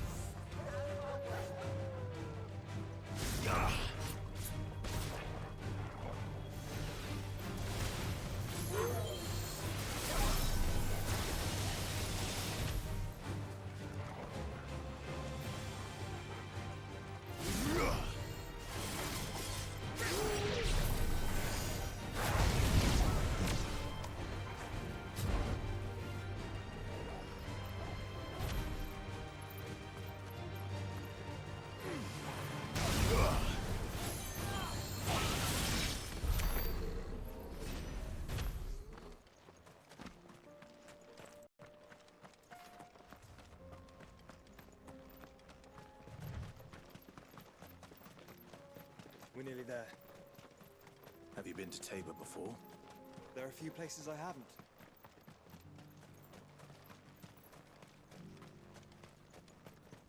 Where now, Joshua? There is a residence just inside the city gates. She awaits us within.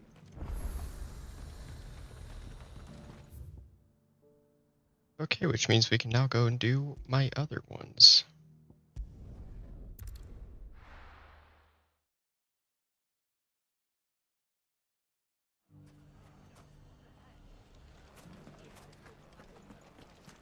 The bandits may be no more, but look what they've left us. You shouldn't be too hard to find, Goods. The gentleman of the town guard.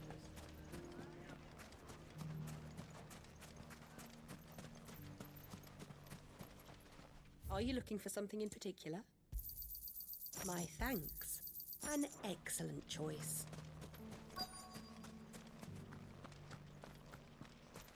Could be I know something more. Clive, listen! I found someone who says he's heard the rumours about Nan. Have you? Go on. Tell him what you told me. All right. It's like I said. A wizened old crone by the name of Karen's been selling steel to whoever will pay her price, be they knight or knave. Says the more swords and spears she puts in people's hands, the more war they'll wage. And the more war being waged, the more call for swords and spears. And who will they all turn to keep them in steel? Why, the good Reaper herself. And you've seen this Reaper at work? Aye, it just so happens I have. You'll find her right here plying her trade most days. Here in Dalimil? Where exactly?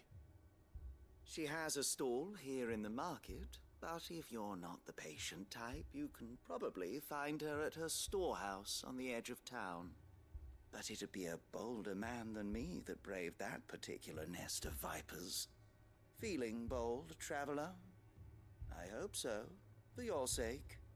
Now, if that's all, I have places to be. Sorry to have kept you.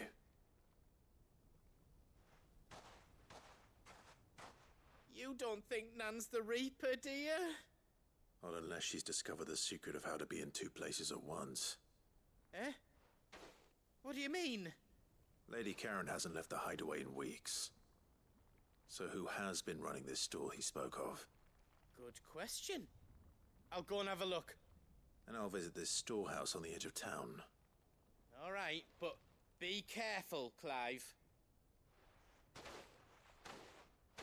You too, Goods.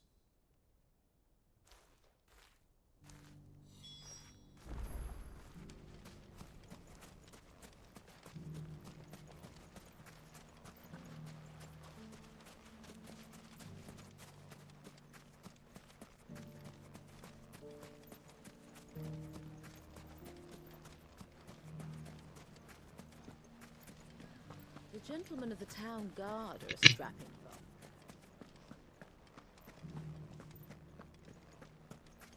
Fuck! How the hell did they find it? No one knew where I was keeping that kid.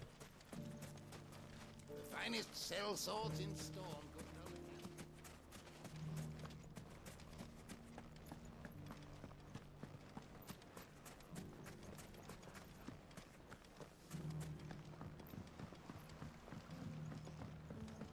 What a mess.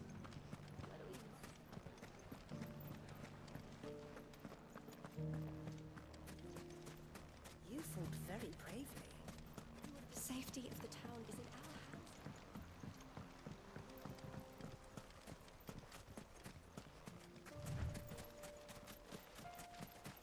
Time to brave the Viper's Nest.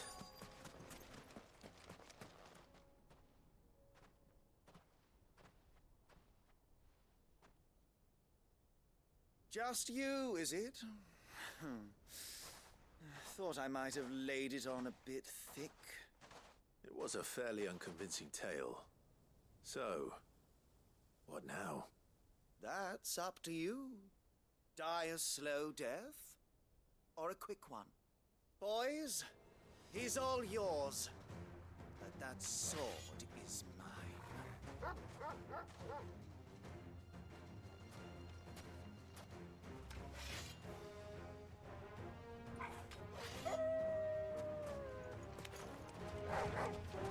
Leave now and we can pretend this didn't happen.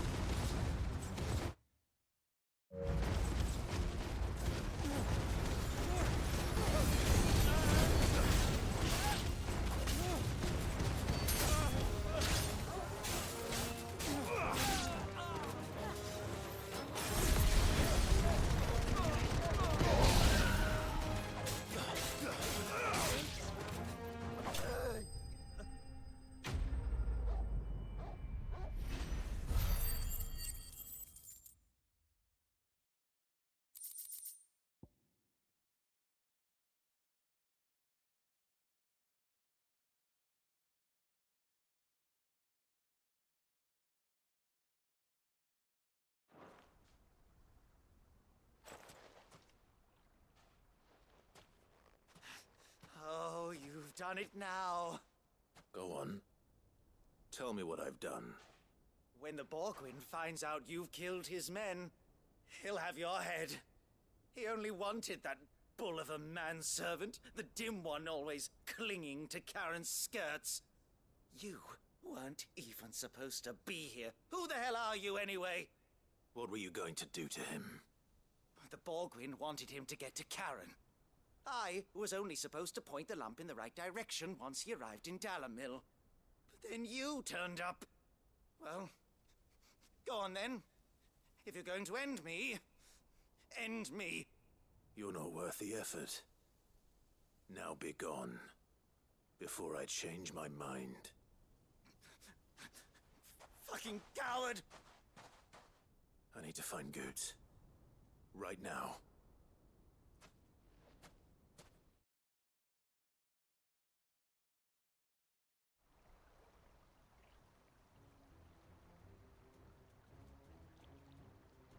Get your filthy paws off me, you naughty-pated lout! Stop calling me names! And stop spreading them horrible lies about Nan! Well, that will be easy enough. For they are not lies. Every last word is true. And she must pay for her crimes in blood. Blood? Goot, are you all right? He's gonna kill Nan! He said she had to pay in blood! After what she did, it is only right. She ruined my life and the lives of countless others. That loathsome harpy's very existence is a crime, and I will not allow it to continue. Goots, was it? I have no quarrel with you. Only with your employer. Run along now. You need not pay for her sins. No. No? I don't care what she did. I won't let you hurt Nan. Promise me you won't hurt her, or I'll kill you myself!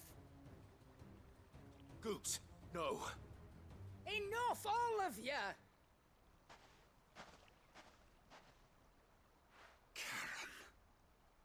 But how did you? You're a sight less clever than you think you are, the pair of you. Did you think I wouldn't notice the two of you slinking off together? Well, the whole thing got me thinking, who in Dalimil might bear me a grudge? And a certain snivelling shit I ran afoul of in my fairy years came to mind. Though it was just Bogan back then, wasn't it? I thought the years might have taught you some sense, but I see you're the same pants-pissing craven you've always been. Whoops. What was it we called you? Wet legs? You bitch! Everything that happened, it was all your fault! And now you'll finally pay for what you did to me!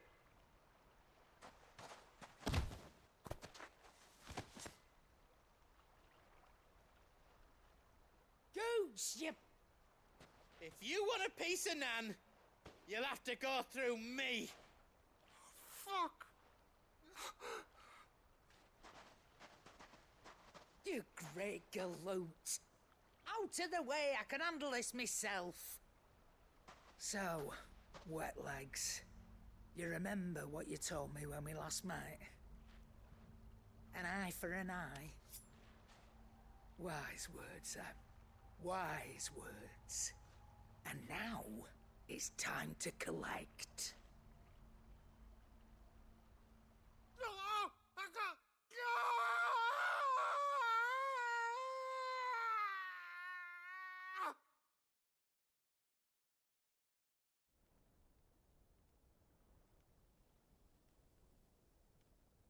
Sorry to keep you waiting. Is he... Dead? No. But I reckon he wishes he was. It ain't easy going through life one eye short of a pair. After all, I should know. You don't mean... Oh, don't tell me you didn't notice. Lost it to old Wet Legs back when we were working the same routes. Said I'd stolen from his strongbox. I'd done nothing of the sort, mind. But that didn't stop him taking his little revenge. So I took some of my own. Sorry, lost everything. His coin, his clients. Always knew he'd be back one day to claim his due. But he crossed a line dragging poor Goots into this. He didn't hurt you, did he? No, Nan. Still got all my arms, see? Legs too.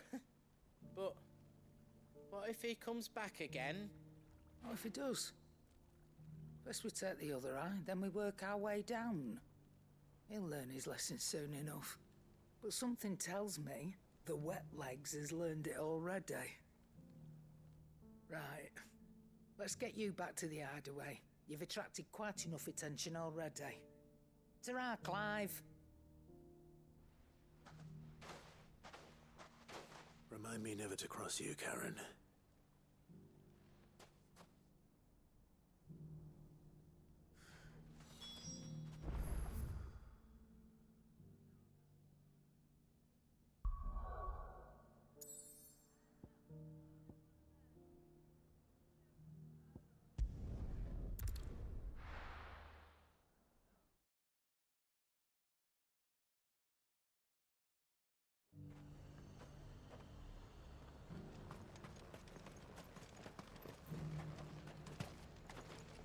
Do you see anything you like? And a fine, fine day to you.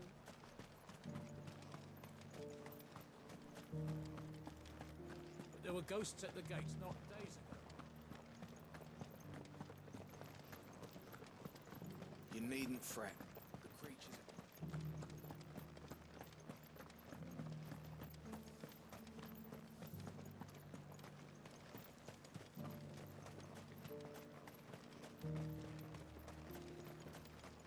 heard the herald.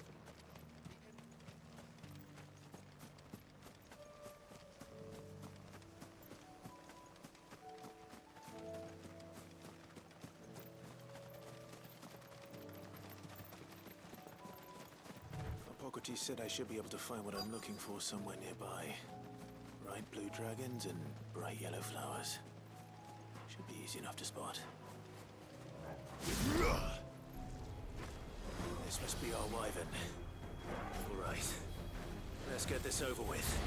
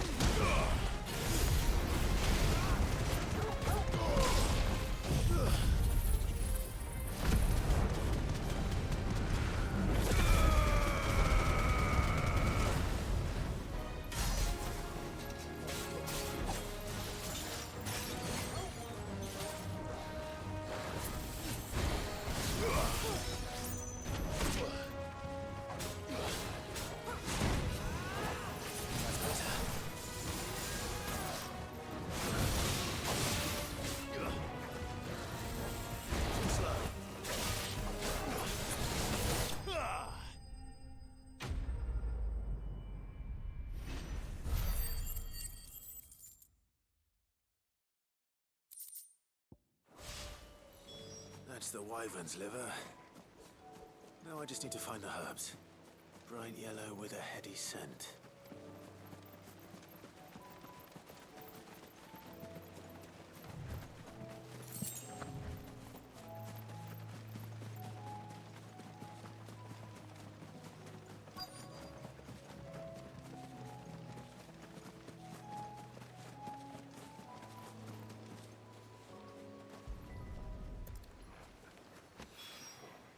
I think that's everything Molly needs to resurrect her recipe. Better head back.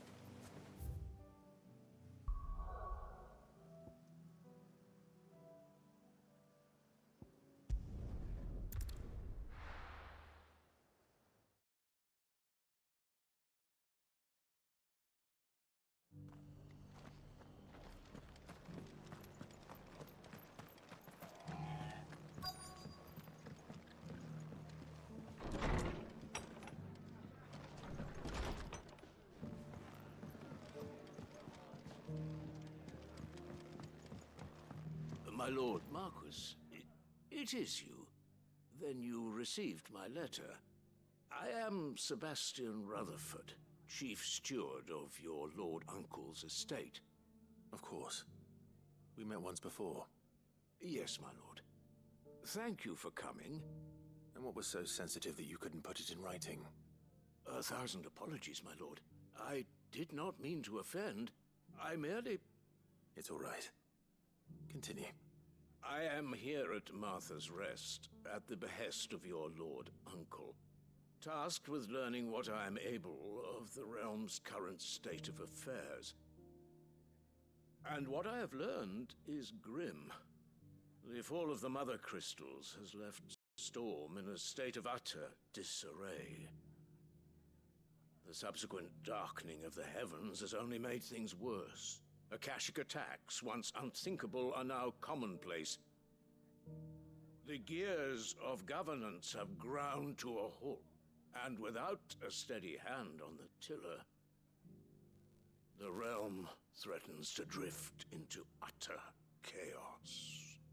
Your lord uncle, however, believes there is a way to avoid this fate, and is determined to see it set in motion. That sounds like quite the undertaking. It is. Hence my having enlisted the aid of several colleagues serving the 7 high houses. Alas... Alas. I have lost contact with 2 of those colleagues already. They are both able-bodied and trained in the sword, yet in these dark times, even that may not prove sufficient to keep a man safe on the road. So you want me to find them? I'll need to know where they went. One I sent to investigate the Republic, the other the old Imperial capital of Oriflamme. That doesn't exactly narrow it down. I suppose I'll start in Dalimil and work my way east. Thank you, my lord. I shall pray for your success and safety.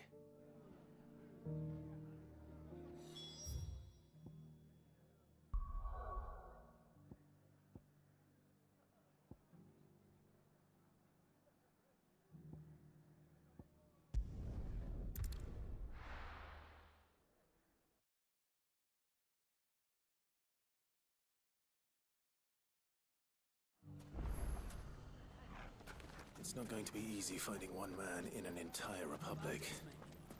Let's hope someone here's seen something. Mummy? The gentleman of the town guard.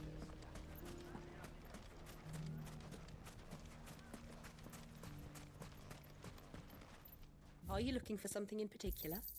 My thanks.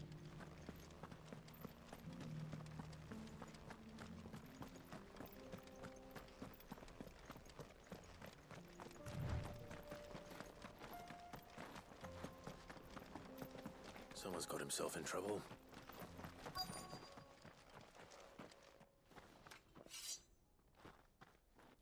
I don't see your master here, so you can start by giving us all the coppers in your purse.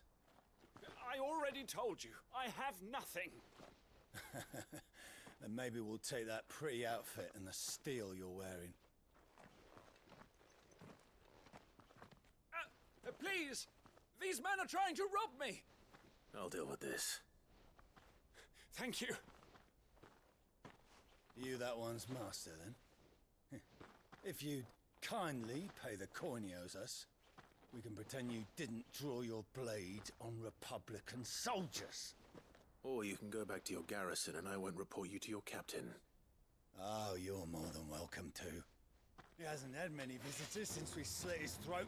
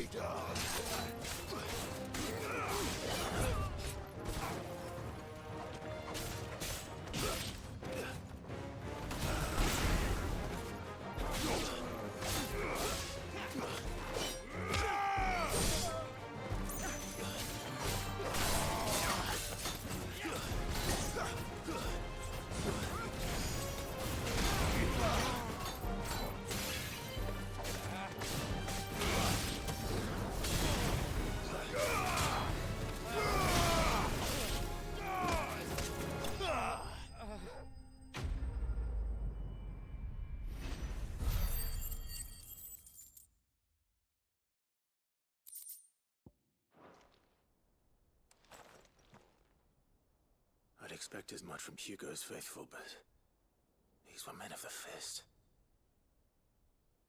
Much has changed in the Republican army since they lost their rock. You've seen this kind of thing before, then? Many times. I was sent here to observe the situation. You're one of Rutherford's men. He sent me to look for you. Well, then you have my thanks. I fancy I could defend myself against one, perhaps two, but a whole regiment. I arrived in Dalimil several days ago, but when I called upon the captain of the local garrison to make inquiries, his men confiscated my effects and locked me in a cell. The captain is no more, and his men make the rules now. Fortunately, I was able to bribe my way free, only to be stopped again by those soldiers you so kindly dispatched. What of the Fist's central command? Surely they wouldn't allow such lawlessness amongst their ranks. I would imagine they are unaware of it. Most of the army has fallen back to the capital and hunkered down behind her walls. Those who weren't recalled now rule the fringes unchecked, answering to no one but themselves. Then it's worse than we imagined. You should return to Rosaria. It's not safe here. I'll find a caravan heading north. You won't mind if I borrow one of these soldiers' coin purses?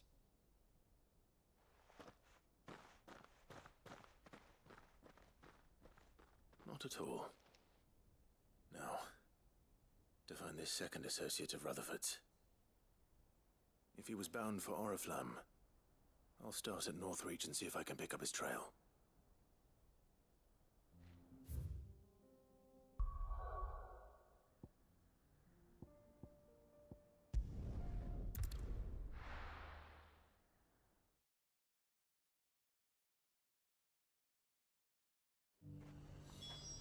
There's a lot of road between here and the capital.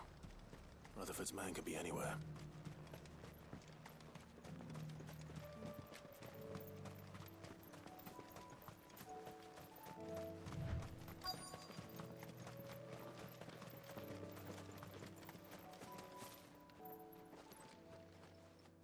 What happened here? If you're with the others, they've already relieved me of my belongings. I'm not. I'm looking for someone who was sent here by a man named Rutherford. And then you found him. I am Alistair Rockford, attendant to the Lady Ariane of House Wellesley. Of the 7 high houses of Rosaria. It's been a long time since last I saw my great-aunt. Is she well? My Lord Marquis? Yes. Yes, she is. The Lady Dowager has granted me leave to assist your Uncle Stuart. I was on my way back from the old capital when I saw some villagers being robbed on the road here. Bandits? They looked more like field hands, but it didn't matter in the end. I did what I could to help the victims, but all it earned me was a pommel to the temple. Which way did they go? South, toward the gate. All right. I'll take care of them. Founder knows I've met enough of their kind. You head back to Northreach, visit the Vale, tell them I sent you. Thank you. I shall. Founder be your shield.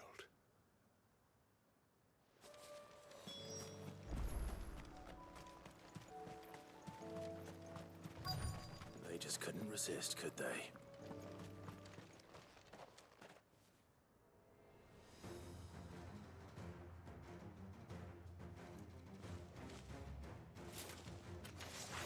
This one's ours, pretty boy.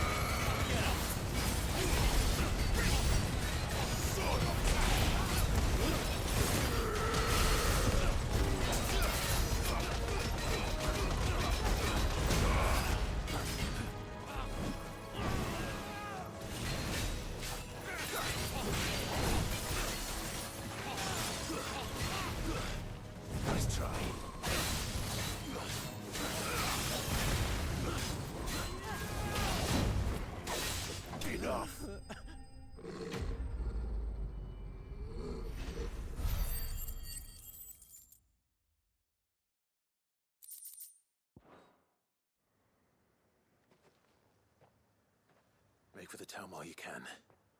There may be more bandits nearby. You don't need to tell me twice. Many thanks, traveler.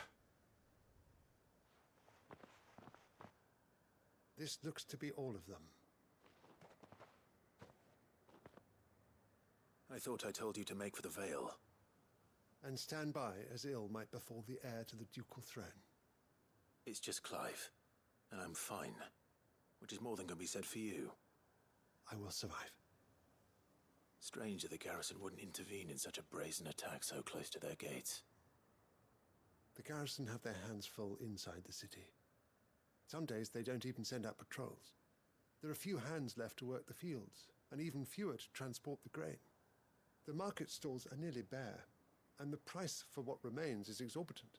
It's not uncommon to see a fight break out over a crust of bread. When I said the ones who attacked me didn't have the look of bandits, I meant it. They were probably just desperate. Rockford, listen to me. If you are to continue your investigation, you first need to seek the attention of a healer. Of course. I shall return to Northreach right away. But allow me to thank you first. Had you not happened along, Don't thank me. Thank Rutherford. It was he who sent me. I suppose he'll be wondering where I've got to. I shall send a Bistolus as soon as I'm able. Good day.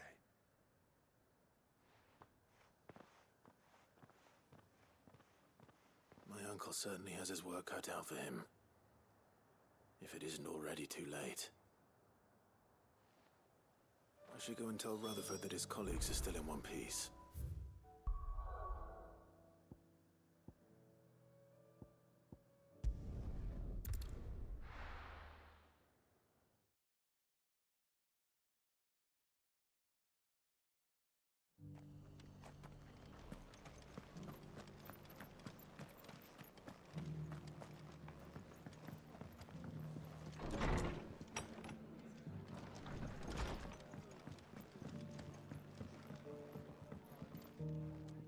I see you're still here.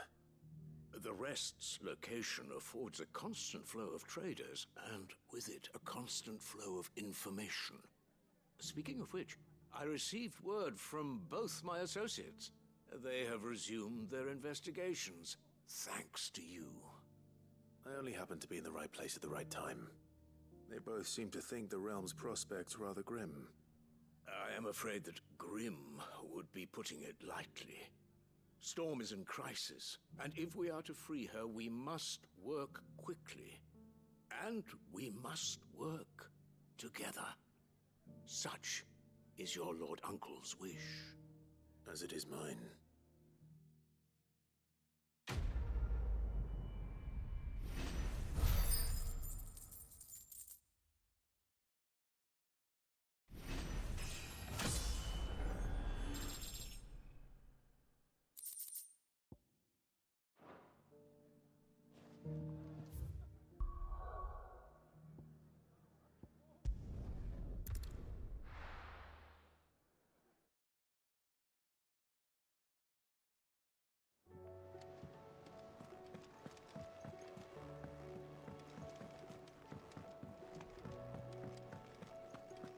Seems the hideaway's lost its appetite.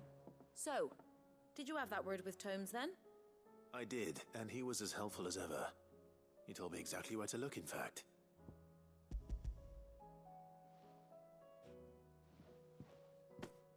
And what precisely will I be cooking up? Or is it better not to know? Blueback wyvern liver. And, a herb known as Saint's Bonnet. Ah, wyvern livers, was it? Well, at least it weren't actual worms, I suppose. Now then, you stay right where you are. I've got some cooking to do. Let's hope these grand old chefs of yore knew what they were on about.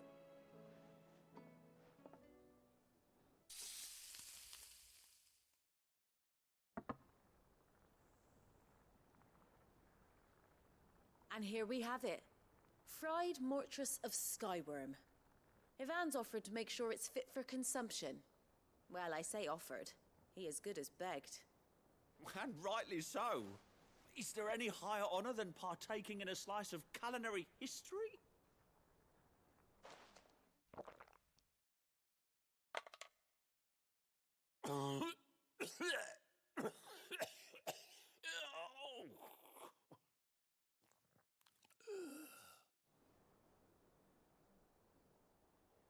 So, not fit for consumption then? What witchery is this? The crackle of the crust gives way to an almost violent richness. Yet, it is the piquant kiss of the saint's bonnet that tames this savage dish. It is a tour de force, a force of nature even, a maelstrom of flavour and sensation, a graceful beast emerging from centuries of slumber. I think he likes it. Well, I can't quite tell with all that nonsense he's talking, but I reckon you might be right. It was decent then, I take it. Decent? It's remarkable, and I defy any man to say a word to the contrary. Sid, might I suggest that you command a party of your finest men and women to procure a dozen blueback wyverns forthwith? I'll give it some thought.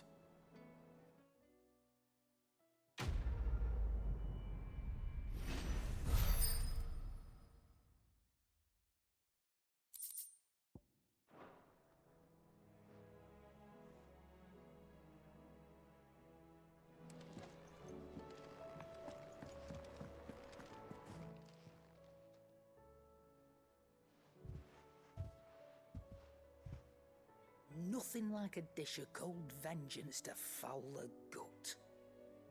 I'm sorry, Nan. I didn't mean to make things worse. I just thought I had to protect you. Like you've protected me. Aye, well, someone had to.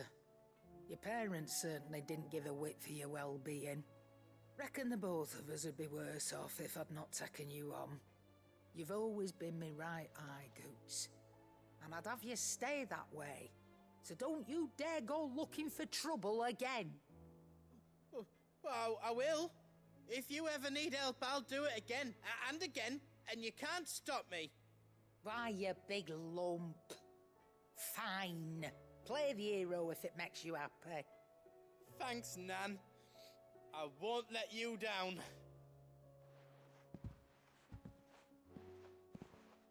There's nothing he wouldn't do for you. That's as maybe. But if he's ever to make his own way in life, he'll need to start looking out for himself as well. Till then, he'll need people to watch his back, just like you did in Dalamil. Don't think I didn't appreciate that. Of course. His family. Stop it. You make me one good eye, mister. I don't go thinking that'll do you any favours. A potion today'll cost you the same as it did yesterday.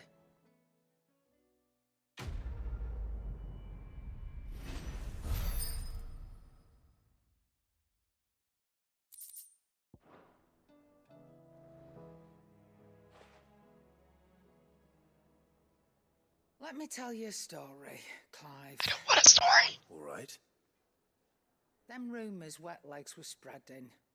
Might be they weren't just tales plucked out of thin air. You see, there were a time when I weren't too particular about who I sold steel to, so long as they paid me the right price. Some women lust after blood, others after flesh, but me, I were always one for gold. And to satisfy that lust, I sold to opposing armies, stabbed my every client in the back, made myself the most hated woman in the twins. But then one day I met a man who made me a different kind of offer.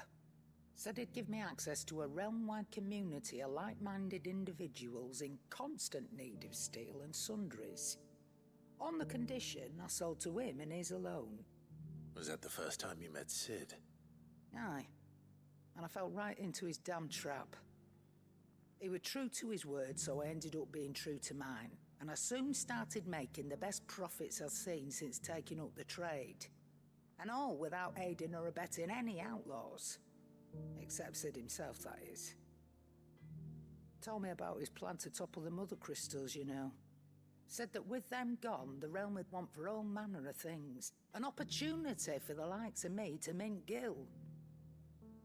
Why, I reckon an enterprising individual could find himself the richest dam in the twins. And that's when he had me. I emptied my stores that day and moved into the hideaway proper. And the rest, as they say, is ancient bloody history. A dozen years on, and I'm still not the richest dam. Not for lack of trying, mind.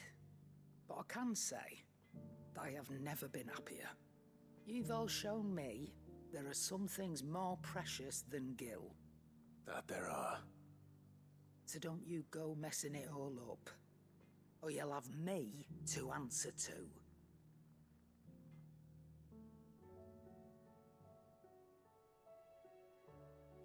Can I buy a potion now? Aye, it's a dangerous world out there.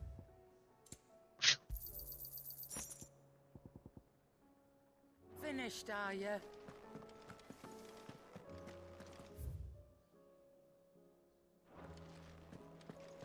Did you see the pair that got hauled into tires?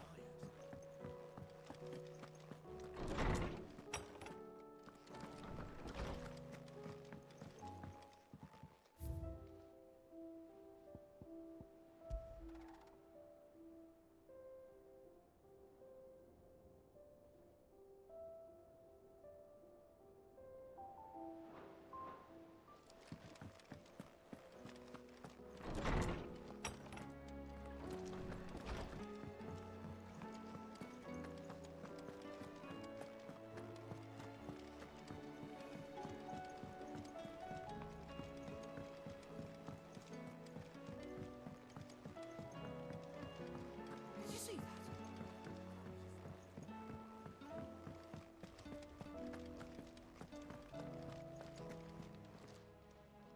Oh, I wasn't expecting you. All yours.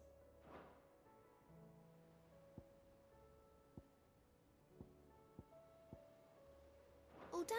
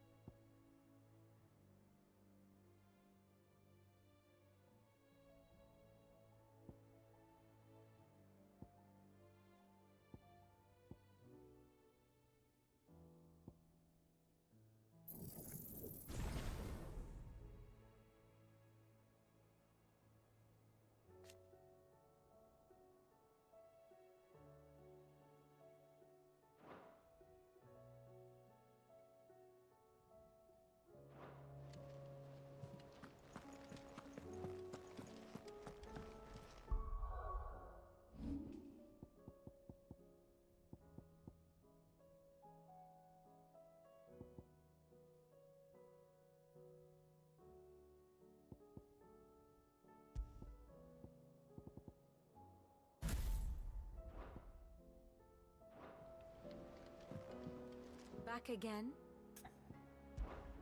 Allow me to educate you. One must understand one's place in the world.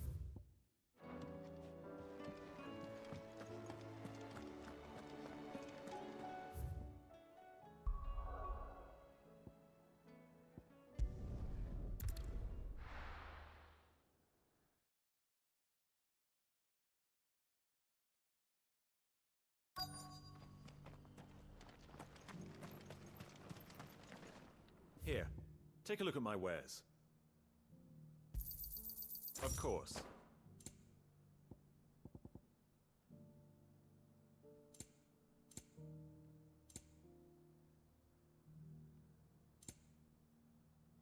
Go safely.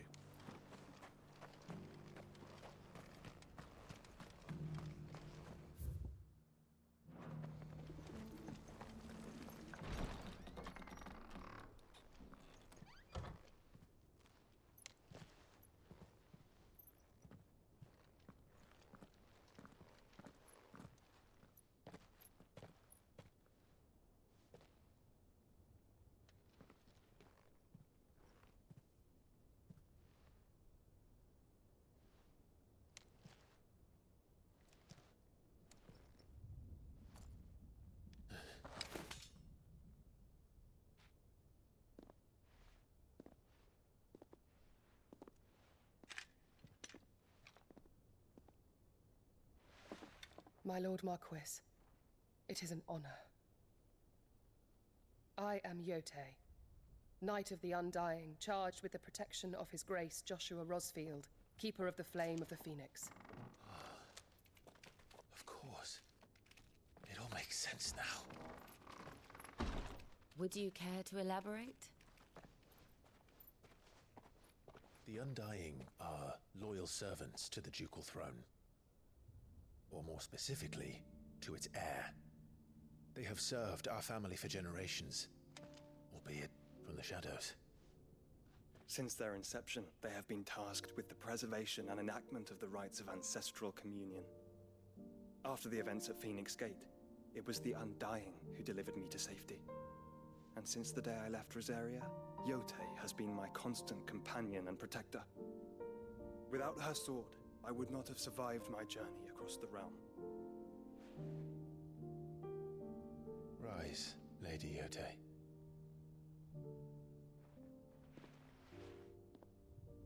You saved my brother. I owe you a debt I can never repay. I but did my duty. Come now. Tell us what you've discovered. Your Grace. It is as you feared. The vessel we spied off the coast of the Crystalline Dominion on the night of her fall. It was the Einherjar. Beyond any doubt. The Black Galleon. Joshua, the Einherjar is the Royalists' flagship. What business would they have in the Dominion? Upon learning of Waloed's involvement in recent events at Drake's Fang, I sensed the malign influence of Ultima, and bid Yotei and the Undying look into the matter. We have reason to believe that the Black Galleon weighed anchor shortly after the fighting began, and set a course due south. For Canva. Then it is Waloed knights who besiege the cities. What is left of them, yes. And the Black Galleon sails at but one man's behest. Barnabas Tharm.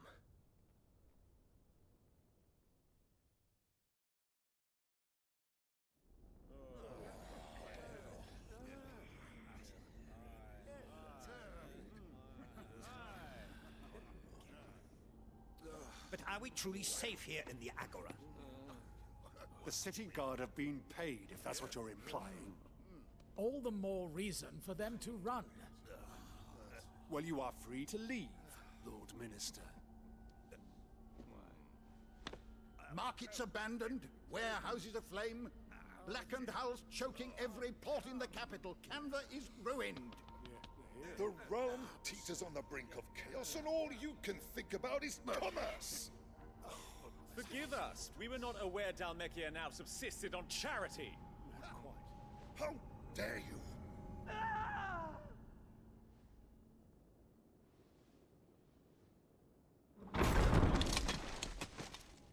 Distinguished members of the Council, you must forgive His Majesty this intrusion.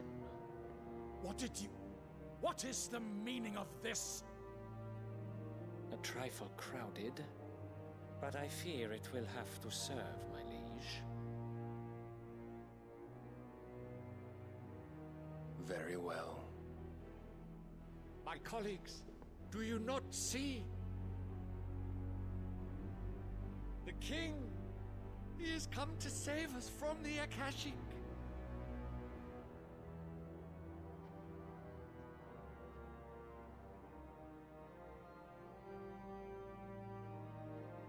He is a gift from the heavens, divine intervention, our very salvation.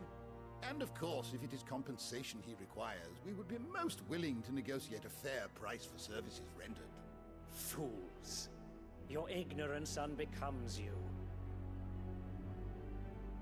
Your Majesty, correct me if I'm wrong, but I would swear that the fiends washing the cobbles of Canva with the blood of her citizens wear the colors of Waloed. Ha! So you do not deny it. Guards, fetter them, and see our guests to the dungeons!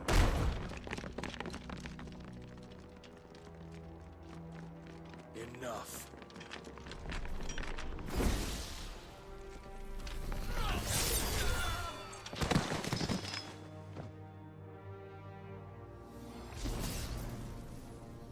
Pathetic creatures.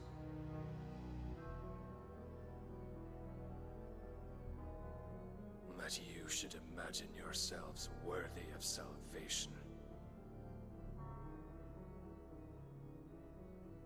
The girl is still here, somewhere in the city, her consciousness fair dripping with her late father's hubris. A consciousness to which Mythos is inextricably bound and inexorably drawn. See that he is made welcome. Yes, Your Majesty. Come, Mythos. Surely the prince's light cannot have sated you.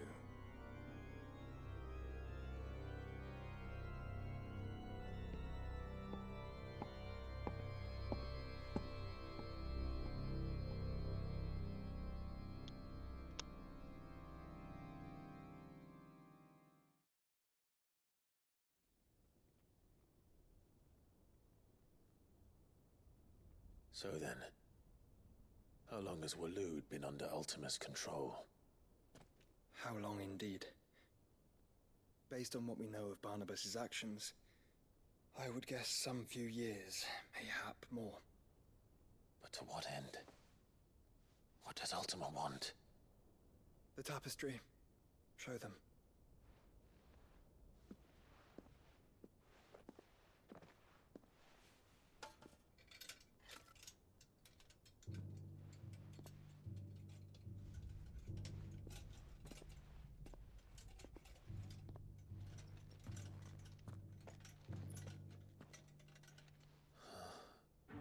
By the flames. Phoenix Gate, Drake's Breath, and now here. But what is it? It is old, ancient, even. Naught remains of the faith it represents, save what can be gleaned from the image itself. None could tell me what the one in the apothecary meant, even the Undying. But I believe it may be the key to discerning Ultima's purpose. That figure in the center, the one beneath whom the icons congregate, that I believe to be Ultima. He is a god, or at least godlike, his very existence beyond our ken.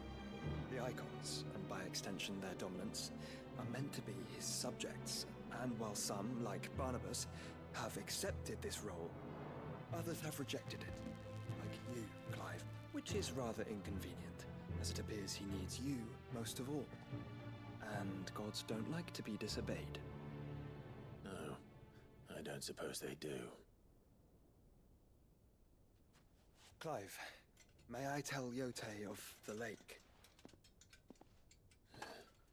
By all means. Yote, I will be accompanying my brother to the Free Cities. Whilst we are afield, I would have you watch over those Clive has made his wards. Umielos delan tuisag ilith. Though well concealed, the hideaway lacks trained fighters to defend its occupants should they be discovered. But it is my duty to... As it has ever been my brother's duty, remember. If that is your wish, Your Grace. But please be safe. If aught were to befall you, You have my word.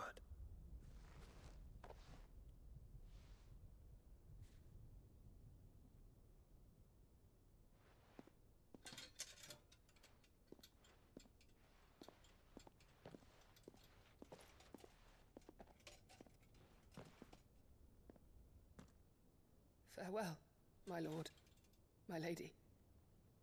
We are in your debt, Yote.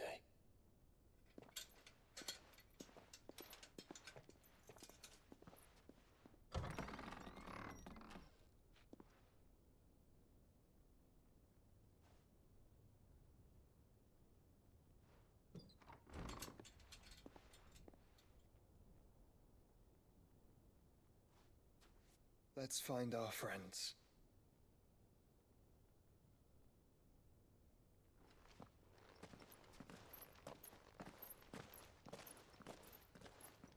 It kind of looks like the Fred and Phoenix thing.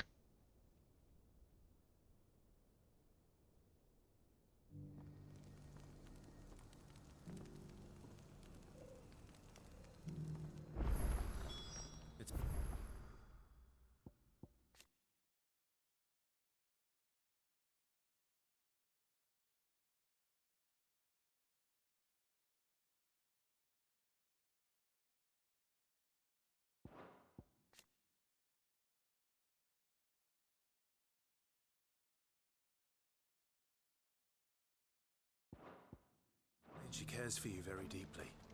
And I her, which is why I had to let her go.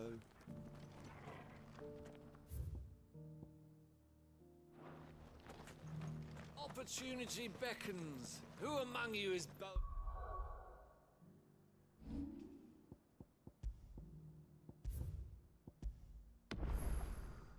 Okay, I'm going to take a quick break, but we will be right back.